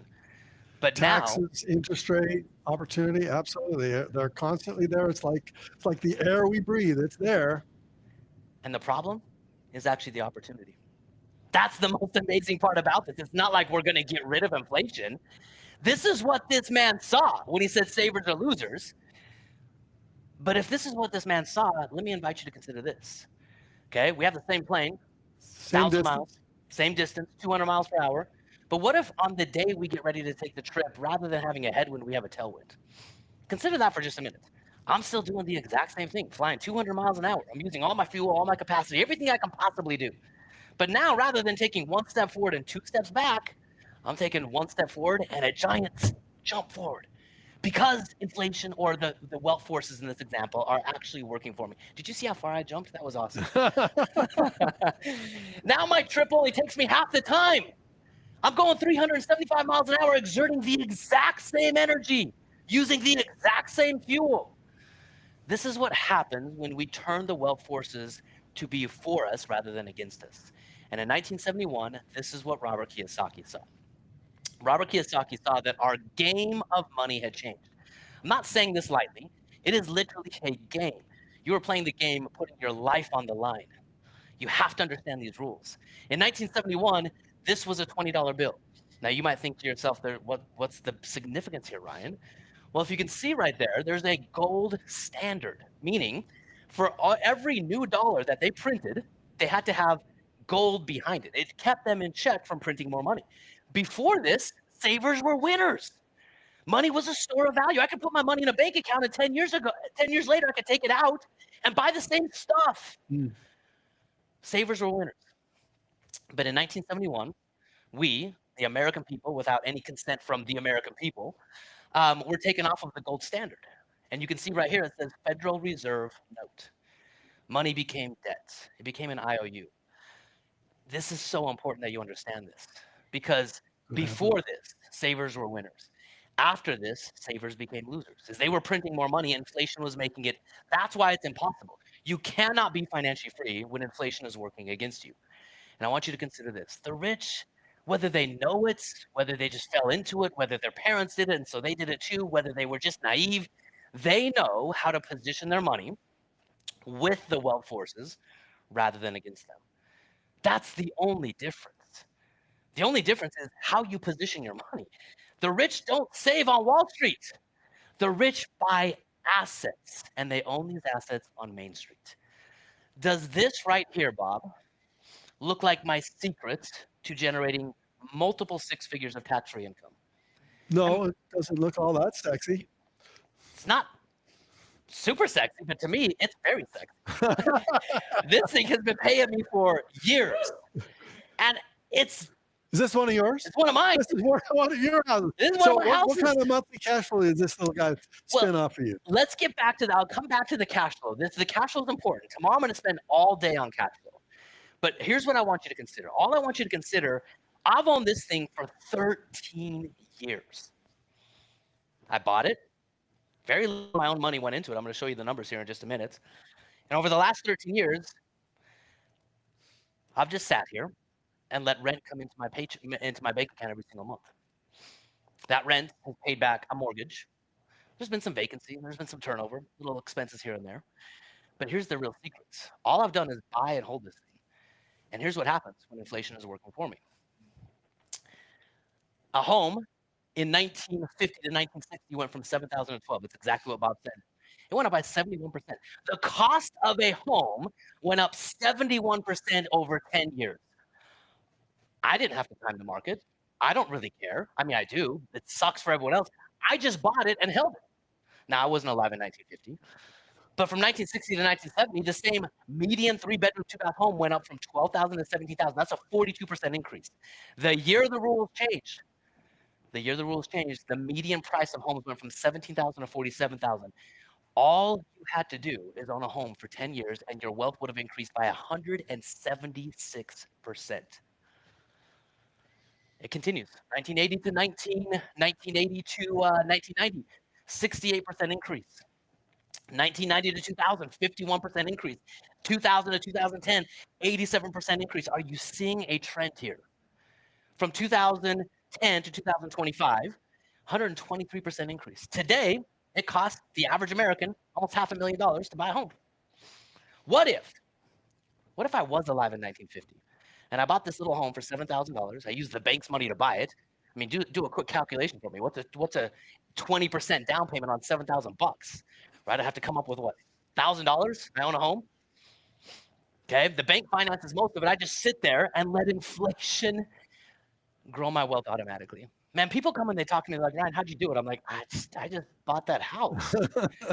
And then I bought more of those houses. And I woke up one day and I'm like, holy crap, I am mega wealthy. I just bought assets and held them. I let inflation make me money. Now, here's the key. All of these wealth forces now make me money. Inflation now works for me. Taxes now work for me. I'm going to spend way more time on this tomorrow, but I want you to understand this. The IRS legitimately has a playbook. There is nothing nefarious about it. I mean, the very president that we have in the Oval Office right now, not this term, but his previous term when he was president, he bragged about not paying any taxes in a debate with Hillary Clinton. Bragged about it. You're not paying any taxes, Donald. People got mad at him. But man, when he did that, I like, Mike drop. That dude just said what no one, and then he told Hillary Clinton, "You're not paying taxes either." I mean, come on. This is not a left or a right thing. This is how the game of money is played. Then there's interest rates. I'm going to share with you a little bit about this. These interest rates make me mega wealthy. And last but not least, opportunity costs make me mega wealthy. And if all I did, just consider this. This is the compound annual growth rate of single-family homes, just like I gave you the compound of inflation. Every year, the value of real estate, single-family homes, 3-bedroom, 2-bath, go up by 5.4% on average. Look at that right there. Man, my net worth doubled, almost tripled in 2 years. I'm going to come back to why that was here in just a minute. Yeah, my home tripled. My home. Just during COVID. It was crazy. If all I did is bought a house and held it, what would happen? Well, I'd become wealthy. But now let's go back to interest rates. Well, I can't afford a house. Okay, cool. If all I did is bought a house with a 20% down payment, not only am I going to earn 5.4%, because 80% of the money now that I used to buy that house, I didn't have to come up with, my rate of return is 27%. Because I'm earning money on my money, but I'm earning money on the bank's money too. Now, I pay them a fixed interest rate mortgage. I love fixed interest rate mortgages. I get to take a mortgage today. What is the rate today? I mean, I'm messing around with the rates, but it's around 6.5%. I own properties of 3%, 5%. I own properties at 8%. Am I crying about it? No, right? Because I can take the bank's money at 8% and make 27% just on holding the asset. I'm not even factoring in the fact that I'm getting cash flow. I'm not factoring in the fact that I'm getting let's see, I've got cash flow, I've got appreciation, that my tenant's paying down my mortgage for me. I'm not factoring that in there. I'm not factoring in the fact that I'm getting tax advantages. Just buying and holding the asset, I can make 27%. And if a bank will give me 80% of the money I need to do it, and I pay them 8%, which is also a tax deduction, I'll do that all day long. Now, Warren Buffett, he makes 20% per year for the last 50 years. He's the most smartest man on the planet in the stock market. And ordinary people like us make 27% because of the way these properties bought. So that's why we get rich. So here's what I want you to consider. Everything you need to become financially free is already available to you. The banks are printing money. The only question is, are you going to get your hands on some of that printed money? Or are you going to let me and Bob take it off? I mean, there's not a limited amount of this. So here's the game. We've invited you to consider this game, and I'm going to open up the framework for you for the last 15 minutes so you can see it all come together. Then tomorrow, we're going to go into detail about real estate, into detail about the vault. You're going to see the frameworks behind it, but I need you to see and understand that what we're sharing with you up here, it would be really easy for me to stay up here and like pound my chest and say I'm super smart. I'm not. I just bought assets because I read Bob's book. I had to figure out a way to do it passively. We'll share all of that with you tomorrow. But I've bought assets and I've held them. That's all. And when I'm You know that house I bought in 1974 for $28,000? I sold it. I wish I hadn't sold it. totally. Almost every property I've ever sold, I wish I hadn't sold it. And the reason is because I needed the cash flow to live. And so I would sell it and put the cash and go spend some groceries. But I just wish I had tightened my belt a little more and just held on to everything. Well, here's what we're going to share with you tomorrow. What Bob said, this is where most people get it wrong in the game of real estate and in the game of income. They buy an asset and they sell it. That's all the stock market is. You're buying mutual funds and you're selling them. Yep. If I can own real estate, and tomorrow we're going to give you the system to own real estate, to generate income from the real estate, not the cash flow, not from the rent, but income from the real estate without ever selling the real estate. It's the most beautiful thing. That's why you can become financially free with 14 properties, 6 figures of tax-free income, and all you need is 14 of these properties. That's it. Tax-free. Tax-free. Remember that. When you got taxes out of your life, you got a lot more money to spend. So here's the economy that we're inviting you into. The secret to this game is leverage. Now, there's lots of different forms of leverage. I'm just going to talk about financial leverage. But in order for you to use financial leverage successfully, you have to get leverage on your mindset. You have to get leverage on your community. You have to get leverage on your assets. You have to understand how to use this successfully. But if all I did, and again, I just want you to see the math behind this, just so you know how possible, how close it is. If I bought a single home that cost $200,000 and I put $40,000 of my own money in, I want you to think right now where your $40,000 is. Is it in a mutual fund? Maybe it's in equity in your primary residence. Is it in a bank account? Is it yet to be earned and you need to now find some courage to go out and make money and generate $40,000 that you can invest? But where are you going to get this $40,000? If you had $40,000 as a down payment, the bank would literally hand you a check for $160. They're going to print the money. You're then going to put a tenant in this home. I'm going to walk you through the whole process of how to do that. You're going to hold the home. And at the end of 1 year, because real estate goes up in price, not necessarily value, but price, right? Now it's worth $210,000. My mortgage, which was $160, has been paid off a little bit, not by me, but by my tenants. And now it's down to $158. I have $52,000 in equity. I have a 31% rate of return on a $40,000 down payment. 31%. We're kind of beating Warren Buffett, but it gets better. At the end of 5 years. I mean, that's a crazy number. At the end of 5 years, the real estate has gone from 200 to 255. My mortgage has gone from 160 to 148, not by me. My equity position is $100,000. Tomorrow, we're going to share with you how to harvest this equity without selling the property. How to Don't turn this sell into it. income. Don't never sell your real estate. After 10 years, which is the secret to Bob Allen's formula. That $140,000 down payment has generated me a 380% return. My property is valued at $325. My mortgage is $133. My equity is $191. That's real money, guys. I'm going to share with you how to harvest that tomorrow. But when you talk about Buffett, this interview was fascinating. Who was it? Ed Mylett said, ask the people coming back what they did. This guy said, if I had to start all over, I mean, can you imagine the challenges that this guy's faced building and growing Berkshire Hathaway? It's easy to look at him today and say, oh, you're a genius. He's been doing it for almost 90 years. And he's built a beast, no doubt. But he was asked, if you had to start over and generate the same amount of wealth, how would you do it? He said, I would just buy a couple 100,000 single-family homes. One of the richest men in the world, who everyone looks to for financial advice, would just say, if I had to start over, I'd just buy a couple 100,000 single-family homes. That's fascinating. Here's what I want you to consider. This is Jerome Powell. What's he doing? He's lowering interest rates. They're getting ready to pump more money into the market. Here is the money supply. Remember, the root of the problem is the money supply. The red line is the money supply. going up and up and up, 376% over the last 40 years. The blue line is the price of real estate, single-family homes specifically, going up and up and up in lockstep with the money being printed. If you want to be financially free in 10 years or less, you don't have to time the market. You don't have to work harder, save more. You have to reposition your money so the wealth forces make you money. When Bob Allen's BFF, Robert Kiyosaki now, he doesn't even talk about the real estate that he owns. He talks about the debt that he has. Yeah, that's true. Why? Why does he talk about that? Debt creates wealth. What's behind his debt? Right here. Tomorrow Real estate. you're going to hear from the man who's actually bought all of this real estate on behalf of Robert Kiyosaki. Robert Kiyosaki owns all of his real estate in partnership with one guy.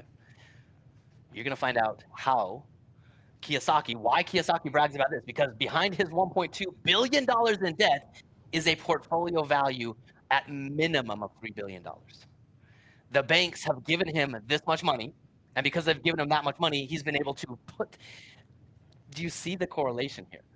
I mean, this is crazy. So let me give you the framework so you can see the whole picture. Bob, anything you want to add to that before we bring it all together? I agree 100%. That's exactly what, and you get to talk to that guy tomorrow. In fact, Kiyosaki is going to be speaking and his partner. Yep. So you do not want to miss tomorrow. After you get out of section 1 of this book, which is a definitive proof of the problem, like we said, you can choose to ignore the problem. I hope you don't. If you ignore the problem, you ignore your future. If you acknowledge the problem is uncomfortable as it is, you can then open up part 2 of this book, which is the solution. The solution is not doing the problem better. The solution is doing the exact opposite. I'm going to give you a very high-level overview of what the exact opposite is right now. And tomorrow and Saturday, we're going to go into the detail of every step. Right now, I want you to have a doorway of opportunity available to you. Remember why you're here. If you can run this system, which is so easy to run, the only thing that's preventing you from doing it is A, your understanding of it, B, your acknowledgement that you have to do something radically different than what you're doing, and C, your belief in a system that Wall Street will never tell you about. If you can acknowledge, if you can take those 3 things, then here's what it is. I want you to consider this. What if you had a place to make money, but not just spend it, but to take the money that you've made and put it in a place where you would never lose it? There's no market fluctuations. There's no ups and downs. Your money would be guaranteed by a private contract. It would grow every single year. It would pace or outpace inflation, and it would be completely tax-free in a private account. What if you had a place to put your money that would do all those things? How much money would you want to put there? I mean, is there any place that you can imagine that allows you to do all these things and this one right here? It'll give you a private line of credit against the money that you've put into it, which allows you to step into the world of leverage. I want you to think about it this way. Bob, you're a banker. You're not a banker. Let's say Bob's a banker. Let's say I come to Bob like a normal Wall Street person. I've got some money I've traded my time for. I've got some money and I'm like, I just want to keep my money safe.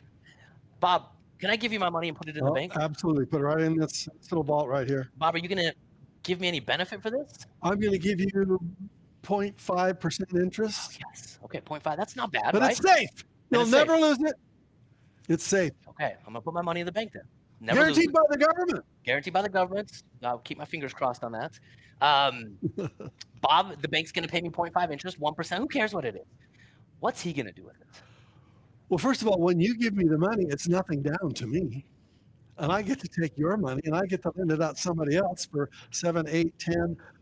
I can give them a credit card and they'll 28% I'll make on your 1%. I lend it out on a credit card for 28%, and therefore I turn that 1% into 20. What kind of rate of return is that? No wonder I want to be a banker. That doesn't sound fair. Those are the rules. Follow my rules. Give me your money, and I'll give you a safe place to put your money. You guys like those rules? I like those rules. Here's why. If I know what he's doing, I'm just going to model him. Oh. If I know what he's doing, if I know what the banks are doing, I'm just going to look at them and say, hey, how do I become like you? I'm not going to open up a Chase Bank. I'm not going to open up my own bank and say, hey, give me your money. What if I could put my money in a system where I could leverage my dollars, just like a bank is leveraging your money right now? If I could do this, I'm going to put all of my money in it. Because now what's going to happen? Every dollar I put into this account is now going to do the work of two. It's going to grow and compound, and I can leverage it to achieve all of my short-term goals. If this is true, like I said, I'm going to take all of the money that I can get my hands on. I'm going to put my money into it. Which Now, is exactly what you did, isn't it, Ryan? that's exactly what I did. Now, here's the thing. What account is this? Some of you in here already know. This is called a vault. Now, you'll never hear about this on the street called a vault. But in order for you to understand it, believe it, and internalize it, a vault is an overfunded, high cash value life insurance policy. I'll never forget when I learned about this. When I learned about exactly what Bob said, how banks were operating and how I could operate the very same financial system as a bank with a life insurance policy of all things, I almost puked in the back of my mouth. I mean, like it defined everything. Like, I mean, everything I thought I knew about. Like, if Robert Kiyosaki broke my brain, when I found this out, my head fell off my shoulders. It took me a minute. I picked it back up. I put it on, and I said, the truth will set me free. Let me invite you to consider this. This is how the wealthy, in fact, let me invite you to consider one thing. And I want you to Google this, okay? Banks don't have to keep much, but they do have to keep a little bit of money in reserve. Now, gosh, there's something in mind. If a bank has to keep money in reserve, that needs to be safe, it needs to be available, it's required by the federal government. You would think the bank would just put money in the bank vault. That's where we're told to put our safe money. Put it in the bank, let it sit in there, just waiting to lend it out to people. But where do banks put their money? Banks put them into a vault. They put them into insurance, which I bet none of you knew that. Overfunded high cash value life insurance. It's called bank-owned life insurance. Google it. There is a standing order by the biggest banks to buy as much of it as they're legally allowed to do. But yet, when you're told to buy life insurance, this is how you buy it. You go to an insurance company and you say, hey, I want to buy a death benefits. Give me the maximum life insurance. But man, the only way I'm going to win in this is if I die. So I want to pay the least amount of money for it.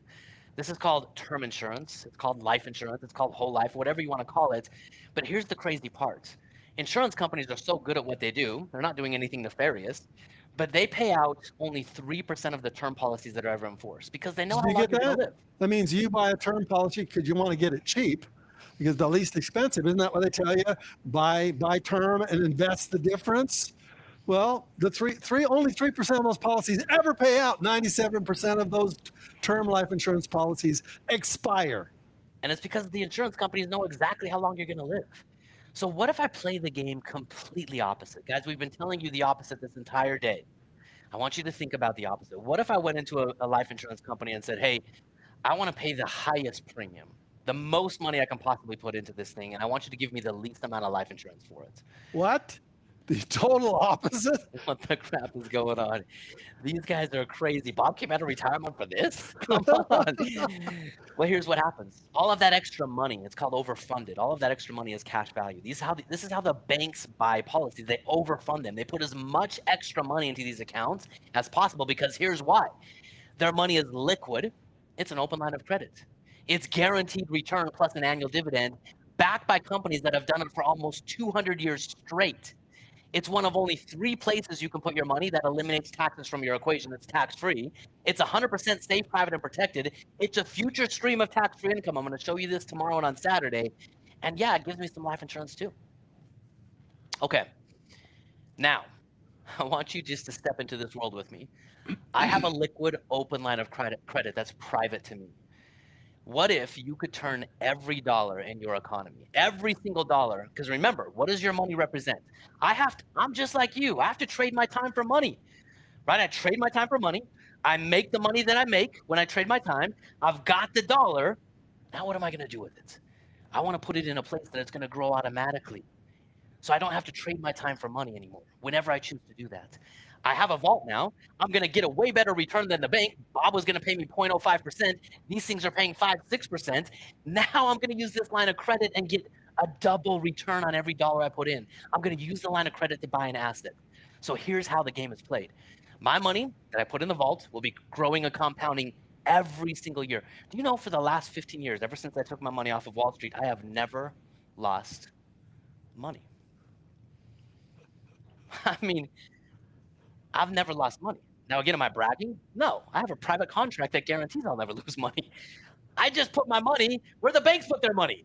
Then I get to leverage that money as it's compounding. I don't break the compound interest curve. I get to leverage it as it's compounding. The insurance company lets me borrow their money in a private line of credit. I don't have to apply for it. I don't have to ask permission for it. I don't have to set up a payment schedule for it. It doesn't affect my debt to income ratio. And I use their money, while my money's compounding, to go buy an asset. Holy crap. When he told me this, I said, BS. Yes. I said, that's the worst investment I can think of. You're buying insurance, and yet when he just told you what he just told you, this is where rich people put their money to be safe, to be compounded, to be immediately accessible anytime they want it. It's amazing. You would be amazed at all the rich people whose names you have heard who do exactly this, but they don't. But the banks don't tell you that. Why don't they tell you that? Because they don't want you to know their secret. The banks are doing exactly the opposite of what they tell you to do. They want to take your money and pay you the least amount. And when they pay you that amount, you have to pay interest on it. I mean, taxes on it, on the interest you get on the money they give you. The government takes a piece of it. But when it's put into the vault, the government doesn't get any of it. And so you understand that this is a brilliant concept. I wish, Ryan, where were you 40 years ago? I was reading your book. So I write this book on creating wealth, but these secrets were not available for me to understand at that time. If I would rewind my life, I would rewrite Creating Wealth. I would do exactly what he's teaching you how to do, because it's the exact opposite of what I talked about in Creating Wealth. And he did write it. It's right here. He did rewrite it right here. It's the exact opposite. The exact opposite. Now, guys, again, consider this. What amount of effort, energy, and work do you have to put in to earn $1?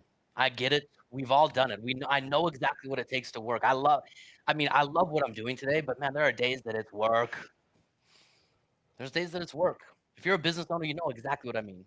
Bob said I'm the hardest working guy. I am. And I love what I do. But man, after this event's done, I'm going to go home and sleep for like a month. But here's the reality. Every dollar that I earn, I never lose it. And now I put it in a system where $1 now does 2. I go borrow from my private line of credit directly from the insurance company. They never ask me any questions of what I'm doing. And now my money is going to go into a cash flowing asset. I'm going to leverage my vault line of credit. I'm going to use it as a 20% down payment on a cash flowing asset. I'm going to use the profits of that asset to pay back my vault line of credits. And I'm going to now have my money working in 2 assets at the same time. Now, guys, here's where your mind's going to bend. Remember, I told you about the wealth forces, okay? The bridge from Wall Street to wealth outside of Wall Street, the bridge from dependency to ownership is leverage. Leverage requires financial intelligence. And if this is true, then I want you to consider this.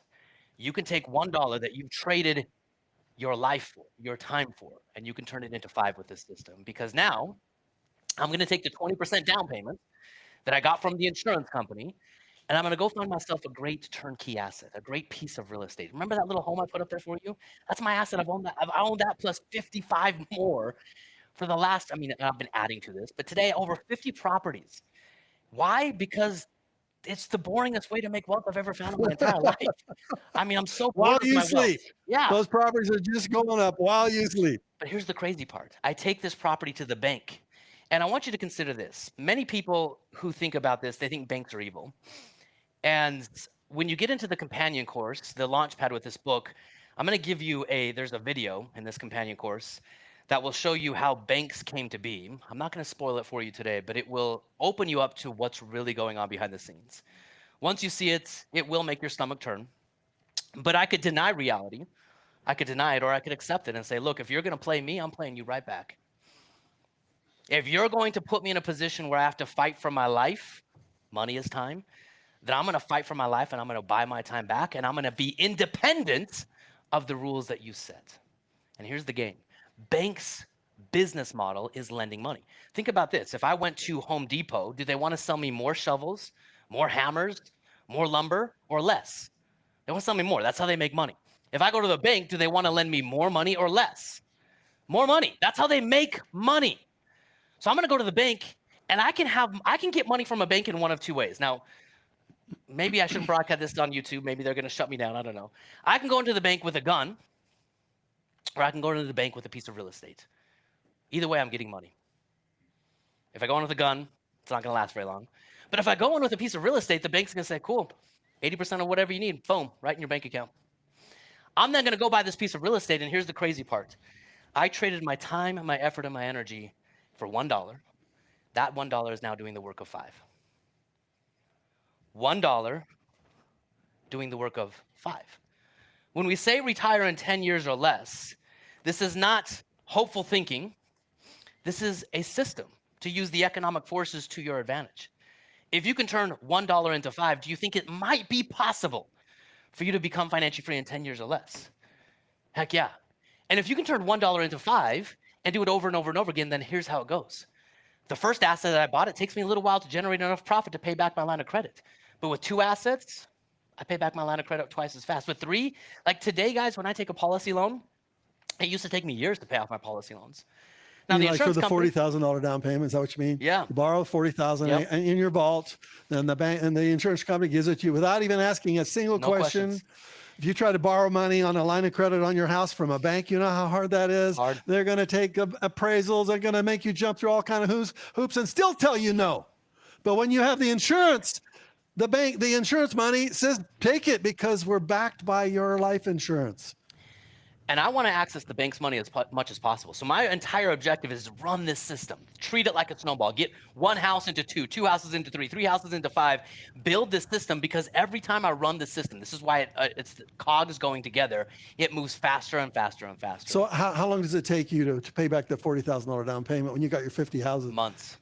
Couple months. Couple months, which means I can buy another asset every 3 to 4 months. Did you hear what I just said? I started off 14 years ago losing almost everything I had in the stock market. I still got my dinar because I like to look at it.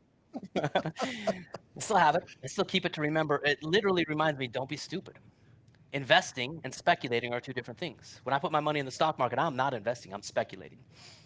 Investing is buying an asset that rises with inflation because inflation is omnipresent. Investing is buying an asset that banks will give me money for. Leverage is the only way to do it. It's the only way. And if savers are losers, why would I want to save my money in an account that can't even outpace inflation? If inflation is 6%, which is what I shared with you today, you cannot be financially free in the stock market. It is impossible. When you add taxes and inflation together, impossible. But if I use the bank's money and buy an asset, then what happens? Do you remember those numbers going up every decade? Inflation makes me wealthier. Guys, I didn't understand this when I read this book. When I read this book, I was like, Bob said buy 2 houses a year. I'm going to buy 2 houses a year.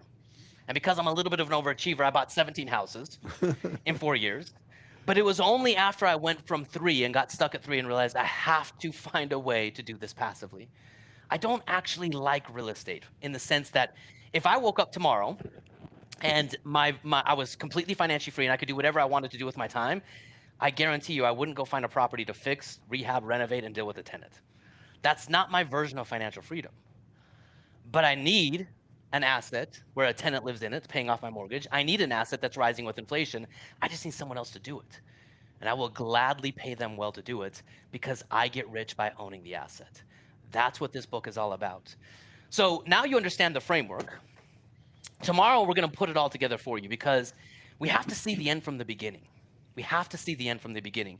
The reason most people are stuck in their finances today is they don't begin with the end in mind. I didn't begin with the end in mind. I just followed the herd. The herd said, go to work, get a job, put your money in a 401k. One day you'll have enough. Once I started questioning that system, I realized I'll never have enough. We've already proven mathematically to you, you'll never have enough. The invitation for today is get out of that world. Wealth outside of Wall Street is what we stand for. That's where the ownership economy is. It's 2 parallel worlds. 71% of retirement assets are in a place where they will never get what they want. They've been deceived. They've been conned. Wall Street is making money off of it makes me so sad because I know these people now. I know these people. I've dealt with every single one of them. Their dreams are tied up in a system they have no control over. They are dependent on a system that was never designed to set them free. That system is winning at their expense. You have to get your wealth outside of Wall Street. You have to cross that bridge, raise your financial IQ, start to use leverage, because on Main Street, the parallel game, we're just buying assets. We're letting inflation, we're letting taxes, we're letting opportunity costs and interest rates make us wealthy automatically. Tomorrow, and on Saturday, I'm going to give you the framework of how 10, 15 at most simple single-family homes combined with an overfunded cash value life insurance policy can give you 6 figures of tax-free income for the rest of your life. Consider that promise that I just gave you. Tomorrow, I'm going to share with you how you can take the money that's going elsewhere right now, put it into a system that you will never lose it. It'll always compound. You can then leverage it to buy an asset that will automatically go up in value simply because of the way the government runs the economy. And you don't need a billion assets. You need 15 assets. 15 assets, or 20, depending on your income level. 15 to 20 assets will give you 6 figures or more of tax-free income for life. That's what this is all about, Bob. Bob, any final thoughts to close this up? Real estate. It's going to be different tomorrow than you've learned it. It's being different than the way I taught it in most of my books. We're going to teach you those 3 keys, those 3 gears, and that middle gear, that vault, which I thought was ridiculous. When it's really explained clearly to you, you're going to say, how quickly can I get involved in this process? Nobody else teaches it this way. This is radically different. Even in the way in which we buy real estate, it goes totally against the way I teach people how to buy real estate. You know, I'm telling you, you got to buy it with nothing down. You got to all of that. You got to buy it with a 50-mile radius. We're going to show you how tomorrow, how it's really passive, and you really need to get started ASAP. My friends, I want you to know how grateful we are for you today. You helped us become a bestseller on Amazon today. You bought several copies of the book. Many of you are going to give copies to your friends. We had 3 people let us know that they bought 100 copies. 100 copies. Amazon wouldn't even let them buy 100 copies, so they had to make several transactions to buy 100 copies so they could give out. I guess, man, how do you get 100 friends? I got like 5. That's awesome. We're so grateful for you. We're going to close today for the And General you can always Assembly. still go get it, by the way. Go retire in 10years.com/bonuses. You want all those bonuses, go to that. If you haven't done it yet, please go do it. We're going to close today for the General Assembly. We're going to invite you to be back on with us tomorrow sharp at 9 a.m. 9 a.m. Mountain Time. You are not going to want to miss tomorrow. Today, we open up the problem. We invited you to consider what's on the line. Your life is on the line. And if I can't convince you of that, then nothing will. Your life is on the line. So if your life is on the line, come to the one place that will change everything for you tomorrow, 9 a.m. 9 a.m. we start, and you are going to hear first and foremost, at the very first in the morning, from Robert Kiyosaki's personal real estate investment individual, the one who's helped Robert build his multi-billion-dollar portfolio. You're going to hear directly from him. He's going to give you some insights to real estate that only 50 years of experience could actually provide. Okay, so you're going to hear from him.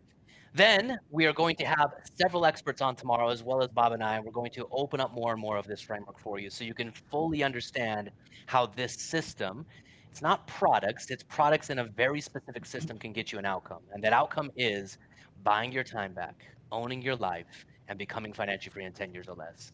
Now, if you're a VIP member, we are going to stay on for the rest of the night if you want. We're going to answer every question. Well, I'm going to quit about 3. Bob's tired. 3 in the morning. Bob's tired. What happens when you're 77? Like, he's watching baseball in the background. This dude's retired. This guy came out of, can we give Bob a hand? He came out of retirement to come talk to you guys and to rewrite this book. So let's close it down for the General Assembly. Let's open up for VIP. So we good on that? Absolutely. We've got questions queued up right over here. Okay. Those of you guys who are in VIP, just drop your questions in the Q&A tab up in the top right of your screen. You'll see there's one that says chat, one that says Q&A. We've already got a bunch of questions here. Ready for the first question? Can you bring me my water? Yeah, let's get it. All right, let's do it. We see nothing but love, by the way, for what you guys are doing up there. So thank you so much. Blowing minds. It's been amazing. First question here comes from Paul. He said, what if inflation goes to the moon or the dollar goes away and changes to the dinar? Great. If inflation goes to the moon and the dollar goes away and changes to dinar, how are you going to transact economically? It doesn't really matter what the currency is. Yeah. The currency can be the dollar, the currency can be seashells tomorrow. As long as there's a government, the government will control whatever that currency is. And as long as you want to make money, you own an asset. An asset is something that's always in Your demand. tenant is going to pay you in eggs or milk or a cow every month, whatever. You're going to receive value for that home. That's it. So it doesn't, like, we have to get out of the mode of thinking of what if. All you have to do is buy an asset. And here's the thing why we'll spend more time on this tomorrow. The reason we preach single family home, 3-bedroom, 2-bath is it's the only asset that's always in demand. Think about it. That's why the banks are willing to lend 80%, because they realize that single family homes are the safest way for them to put their money. Go use Maslow's hierarchy of needs. In psychology, there's a concept of humans progress, and they can only progress once they've satisfied a baseline of needs. Those baseline of needs are safety, security, and food, right? That's it. So everyone needs a safe and secure place to live. That's why single family homes are always in demand. We're going to give you a little bit more detail on that tomorrow, but it doesn't matter what happens with the economy. It doesn't matter what happens with the currency. If inflation goes through the roof, that means, do you guys see that spike that I put on that one line? In 2020, inflation went through the roof. Do you know what? Like I told you, my net worth, the value of my real estate almost tripled because the inflation went through the roof for a period of time. We're just buying simple assets and holding them. Next question. All right, next question here comes from Amy. She said, what's the best way to get started without a lot of cash to put down? Would it be advisable to take some from my 401k? Great question, Amy. We're going to go into a lot more on this tomorrow. So I'm going to answer this generally, but you need a specific answer for you. Yes. Yeah. Now, here's the problem. There is not anyone in this world outside of what we do here that can give you a specific answer for you with this framework. Tomorrow, we're going to give you an opportunity to get a game plan. A game plan is an opportunity for our team to step into your world. And I love these game plans. I already kind of shared this with you with the book bundle. Bob and I are going to do 15 of these game plans together. It's so fun. All we do is we step into your world and say, look, we got to start with the end in mind. What are we trying to accomplish? What does financial freedom in 10 years from now mean? Okay, cool. Now we know the definition of success. Where are you at today? What resources are we working with? We'll help you understand how to reposition resources as necessary, how to get more resourceful in some cases, and then we'll map out the entire step, the entire pathway forward. So should you do it? Mathematically, the answer is yes, but is that the right thing for you? I don't know. We have to start with the end in mind and reverse engineer. So we'll give everyone on this, especially the VIPs, every one of you will have an opportunity to have a game plan. That's what makes the entire difference. When we share this system with you, everyone in our community, those 1,000+ people, they've all started in different spots. They've had different resources, they've had different goals, they've had different timeframes, which meant they're using the same fundamental system, but how the system starts and operates is unique to their situation. Good, Amy. That helped. What's our next question? Next question here is from Brian. He said, are we going to get into how to actually find these single family homes that are turnkeyable? Yes, that's a great question. Is that Brian? Yes. Turnkeyable. I like that word. Turnkeyable. I like that word. Yeah, for sure. Here's what Bob and I have been able to create for you guys. I love where I live. It's the most beautiful spot in the world. But I would never tell you to buy real estate where I live. You live where you live and you buy where the numbers make sense. And we've got a very specific model to help you see and understand how to do that. We'll be going into that tomorrow and on Saturday. You live where you live and you buy your investments where it makes sense, where it generates cash flow. Now, what were people doing in 2008? Flooding the market for mortgage money. They were giving mortgage to almost anybody who wanted to buy a piece of real estate. And they were buying it the absolutely wrong way. They were hoping it would go up in value, hoping it would create equity. They were not buying for cash flow. They were just, it was just really stupid. And we know what happened. They lost all those properties. And even the people who had cash flow real estate, do you know what they did during the 2008, 2009? They had a property, it had a tenant in it. It was making a little bit of cash flow, but its equity had dropped below the mortgage. And they thought, And they sold them. They gave them away by the hundreds of thousands during 2008 to 2010. But they were generating cash flow. If they just hung on to that property, even the equity was zero, 2 or 3 years later, they would have cash flow. They had equity. By now, they would be multimillionaires. They were buying the wrong way for the wrong reason. They were buying for equity. You need to buy for cash flow. Equity happens automatically. It does. It happens automatically. And in some real estate markets in 2008, there were a few markets that did tumble, but they've all bounced back. They all bounced back tremendously well. And the secret is what Bob just said. We're going to give you a framework to buy real estate where you have to buy real estate that generates enough income from the rent that can cover all of your fixed expenses, all of your estimated expenses, and put some money in your pockets. And a safety net. Yep. Fixed expenses, estimated expenses, and some extra cash in your pocket. And that buys you the opportunity to hold real estate. Holding real estate is how you make money over time. So we're going to walk you through the framework, where to buy those assets. But here's the crazy part. Since 2009 all the way to today, economies have shifted. Where I was buying in 2009, I'm not buying there today. Where I was buying in 2014, I'm not buying there today. Where I'm buying today is where the numbers make sense. So I own property today in 7 different states. 7 different states. And I buy where the numbers make sense. Today, we have 3 markets that are just, they're so fun. We were just out at one of our markets a couple of weeks ago with our community. So we got our fingers on the markets. We know where the markets are really ready to buy in. And that's part of the secret of working with us. You got to know where we will tell you to go buy, and you don't go there to buy it. No, we'll tell you exactly how you acquire it passively so that it doesn't cause you headache. Don't want headaches. That's not financial freedom. Next question from Steve. He says, how to statically take money out of the 401k to get it into the vault? Great question, Steve. This is also going to come back to a game plan. Is it right? Maybe. Can you do it? Maybe. Is it right for you? I don't know. There's no answer that's a blanket right answer. And I hate it when people answer questions that way because it's like, oh, you're deflecting. Yeah. But no, I'm giving you the benefits of truth. Truth for you is individual to your situation. And so can you do it? Yeah. For me, when I took my money or when I decided to stop the game, I'll be honest with you, I could not take my money out of my 401k until I quit my job.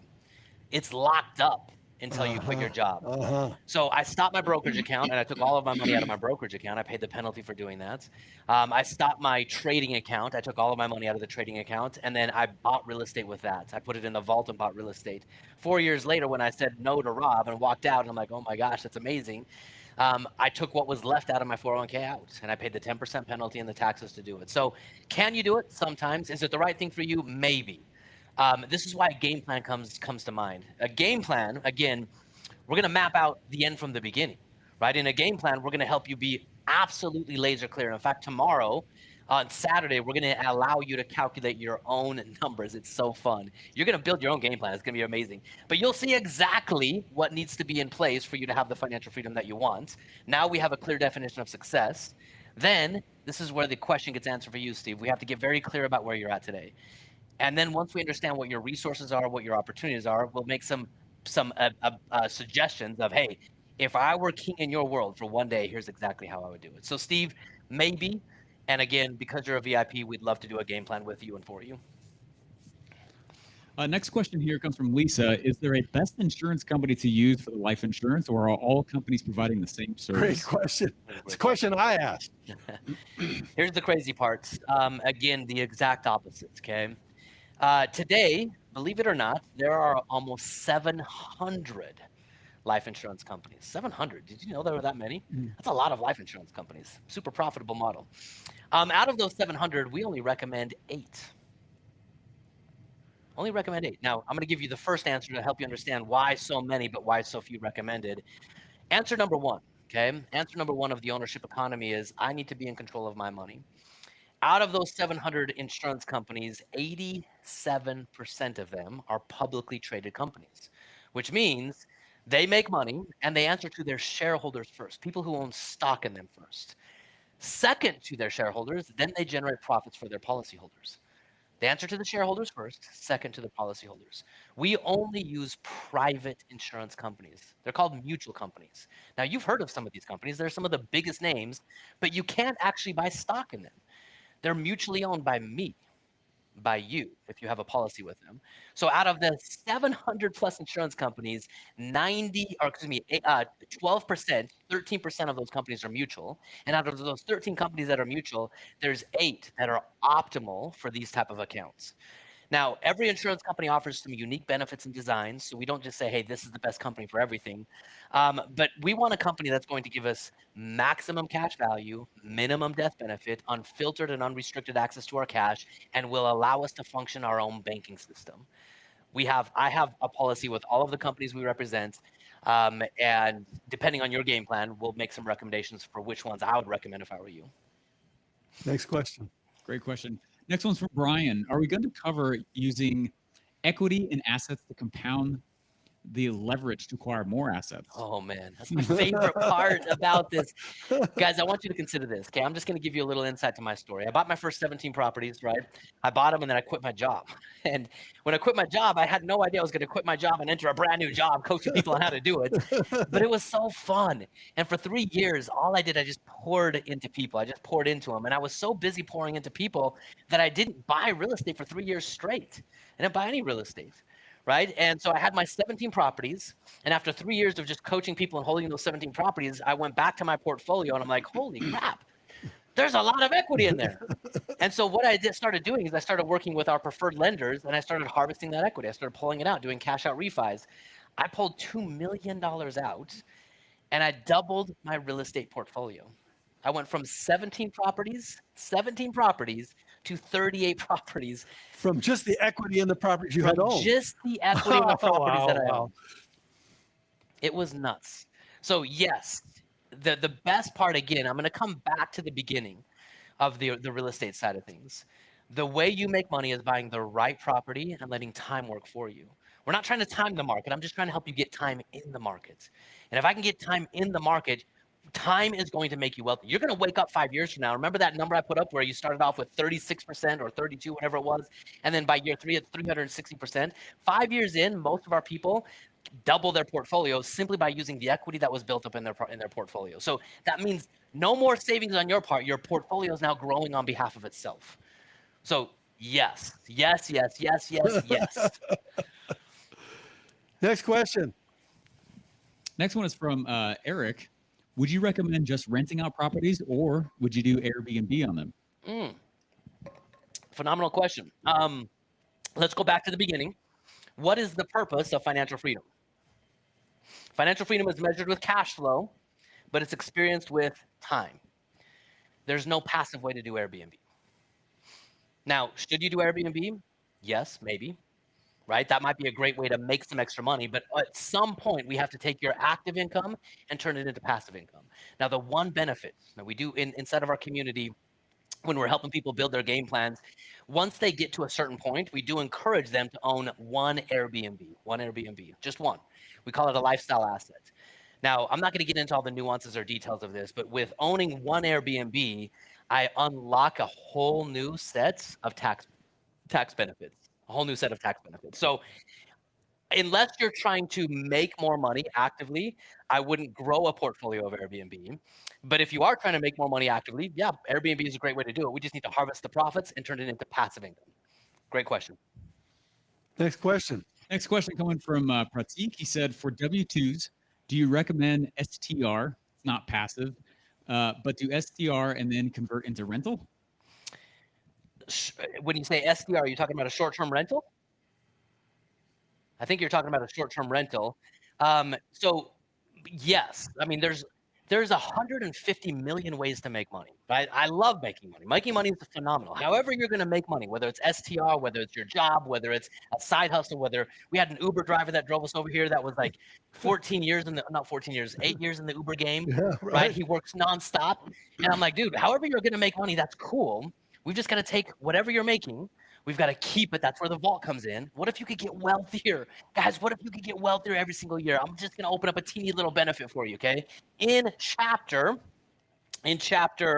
14 of this book, Oh man, this is so fun. This is so fun. I'm sharing too much. I should not share this much. But in chapter 14 of this book, I open up the concept of a lifestyle vault. I want you to consider this. For the last 13 years of my life, I've used policies to pay for my vacations, which meant I've traveled, I've done phenomenal things, but I've been getting wealthier the entire time. I've been leveraging my money to fund family vacations. So all I'm saying with this is you need a place to make money. You need a place to keep it. Rather than money flowing through your economy, making money and spending it all, rather than flowing money through your economy, making money and getting rid of it all, you need to keep a pool of money. Every year that pool should get bigger. And as that pool gets bigger, then we're going to leverage it to fund some of our lifestyle. We're going to leverage it to fund assets. We're going to leverage it to fund business. We're going to leverage it to make our money do multiple jobs at the same time. I want money flowing in my economy rather than out of my economy. So for your question, your objective is make money, keep it, turn it into cash flow. The follow-up question he asked is, just to clarify, so STR can offset my W-2. Yeah. I mean, that's a great tax play for sure. So again, this is going to come back to a game plan. This is why what we do, guys, when I say we've worked for 1,000 people, okay, we don't just give you a book and say, hey, go figure it out, right? Go figure it out. The thing I hated most when I got into the real estate world, man, it drove me crazy. The real estate world's full of sharks. They're full of sharks. They're preying on people's hope, these people's lack of trust in the system, and they're taking so much from them. So I went to my first real estate seminar. I'll never forget it. I went into the seminar, and they were charging. This was 10 years ago. They were charging $50,000 for 6 months of coaching. And I'm like, man, if I give you $50,000, I don't have any more money. I mean, how am I going to buy the real estate, right? And so where I'm going with all of this is you need someone in your life, not just to do one deal. You need someone in your life for 10 years straight, right? There's people in this chat that have been in my community for 10 years. How do they stay in my community for 10 years? Well, I guarantee you I'm not taking $50,000 from them every single year. They're in a community where they have an opportunity to get progressively coached on decision number 1, decision number 2, decision number 5. I guarantee you the decisions that you're going to make in year 1 are radically different than the decisions you're going to make in year 3, 4, and 5, 6, 7, 8, 9, and 10. Every one of those 1,000 people has sat down individually with your team. They've done a game plan with every single one. You go to a seminar, they teach everybody. They say, good luck. They give you some videos, and off you go. You're back home. You have nobody to talk to. In this case, you have an individual plan, and they follow you on that plan all the way for 10 years. I mean, it's nothing like it. It's insane. It's so fun. So we will get to your question inside of a game plan. The answer to your question is you have to turn active income. We want as many tax advantages as you can get. So STRs are phenomenal tax advantages, but we have to turn active income into passive income. Another question. Next question here comes from Steve. He said, can you cost segregation to pay the tax hit from a 401k? Oh, I love cost seg. Do you know, Steve, this is a great question. Is this my man, Steve? Oh, yeah, Steve Clark. Heck yeah, yes, you can. So I'm going to take one step back, and I'm going to give you just a little bit of a deeper insight into why I recommend the things I recommended today. Everything we do is a tax strategy. Everything. I want you to consider this. Every dollar you make, 100% of it is taxed. It's taxed directly by the government, and then it's taxed indirectly because of inflation. Taxes are the most fundamental destructive force of nature, not even nature, force of the government inside of our world today. So we actually look at your financial situation through the tax lens. And when we look at it through the tax lens, absolutely. Our objective is first and foremost, how do we lower your taxes on your active income? If you can make more but keep more of your active income, then it makes it so much easier to save more. So when we step in and build your game plan, we start with tax strategy. That then lowers your taxes on your active income. We keep more of your money. Cost segs are phenomenal ways to do that. We then put it in a place where we never have to pay taxes again, the vault. And then we buy assets that make us wealthy and give us additional tax advantages. So everything we do, 100% of what we do from the beginning to the end is all tax strategy. So cost segs are 100%, man. We have the world's best coach inside of our community. He has done 100,000 cost segregations and 1031 exchanges in his career. 100,000. I mean, that's a lifetime of expertise. So yes, we will help you do that 100%. Brian is just wondering if he can know who your preferred lenders are. Our preferred lenders are directly inside of our community. They only lend to our community. Well, I'll give you access to that tomorrow if you'd like it. How much money, so that I can start planning, do I need to have set aside for the types of properties that you're suggesting that I go invest in? Down payments, I think they're looking for down payment amounts. Great question. It depends on the market that you're going to buy in. Our median price that we see right now on the market is about 175,000. 175,000. There's some markets that are a little bit higher end. There's some markets that are a teeny bit lower end. Now, we're not buying in bad communities. That just makes your life harder. We buy in great communities. For the most part, they're B quality properties. They're not like high end. They're not low end. They're just right in the middle. And so 175,000, you need $35,000 as a down payments. But there's so many ways to get access to that capital. So if that money's not sitting in your bank account right now, you can sulk about it. You can despair and say, I'm never going to be financially free. Or you can have a game plan, and we'll show you how. Like, guys, when I started, like I said, I was saving good money, but I didn't have enough resources to buy 17 properties with my income. I didn't have enough resources. I had to get resourceful. That's how I bought 17 properties. I'm going to share with you, no matter where you're starting from, no matter what your resources are today, the only thing that's going to limit you is your ability to take action, your ability to be resourceful. Some are just asking if it's tomorrow yet. I know.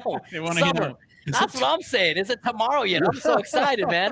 We're only on day one. I love that. But, do we get through the questions? While you're at that, especially if you're on the chat here, tell us what were you going to take away from today? Has it been a valuable day for you? Have some of the other speakers we brought in for you to watch them? Have you learned something from that? Have you learned something from us? Have you learned something from Ryan? Just tell me what you're taking away so that you'll realize coming tomorrow where it's even going to be better tomorrow, frankly. Thank you, Brian. Very valuable. Appreciate that. Anybody else just share with us? What are you taking away, like specifically? Need my game plan, call now, said Brian. Yeah, you need a game plan. Absolutely. The recordings, how do we access the recordings? We'll get those to you as quickly as we can. We just have to compress them out. We have to compress them and kind of edit them a little bit. There were a couple little bumps in there. It'll be, sometime in the next week or two, I imagine. Wish it would be quicker, but we want to make sure it's clean and you got the best view you can. And all the bonuses that you get when you buy the books, we'll be sharing those with you as we go forward. You love the real life stories. Okay, great. That's super. Yep. Peter, you say I'm the OG of real estate. Yeah, well, that's what he called me. Oh gosh, what is that really? What is an OG really? The original gangster. Hey everyone, love you. Take it away, Steve. Give it up for Robert and Ryan. How amazing was that? That was so incredible. Very, very valuable. We love your guys' questions as well. Thank you for your time. Hey, it's just a quick reminder. If you've not gotten the book yet, we have sold over 1,000 copies today is what we've seen so far. Go to retireintenyears.com/bonuses. And the reason, again, to go do that is because we get your email. We don't get it if you go straight to Amazon. We want to be able to send you out bonuses for grabbing that book, okay? So go to retireintenyears.com/bonuses. Tomorrow, we will start right at 9 o'clock a.m. Mountain. What time? Once you come over, just put 9. We start right at 9, which means I want you guys to be in here. Open up this feed. We'll have music playing. Just be in your seat, ready to rock. We have some amazing stuff. We're actually going to start diving into the actual formulas tomorrow as well. So today's focus for us, as we designed it, was to make sure that you get the mindset right, you understand the problem, you understand that there's a solution. But now for the next 2 days, we're about to dive into deeper the actual solution itself, right? Calculators show you exactly what you need in your life as well. So 9 o'clock, that's right, Eric, love it. 9 o'clock, open up the feed 5-10 minutes early. We'll be here and we'll start right on time. Guys, thank you so much. Thank you so much for committing to your own life as well. Retiring in 10 years or less. I challenge you tonight to spend time in the vision of what life will look like when you have passive income in your life. Spend time sitting in it. Go teach someone else what you learned today. It'll cement it in your brain a little bit more. Guys, we're so excited to be here and to be serving you. We'll see you tomorrow at 9 a.m. Bye, guys. Thank you so much.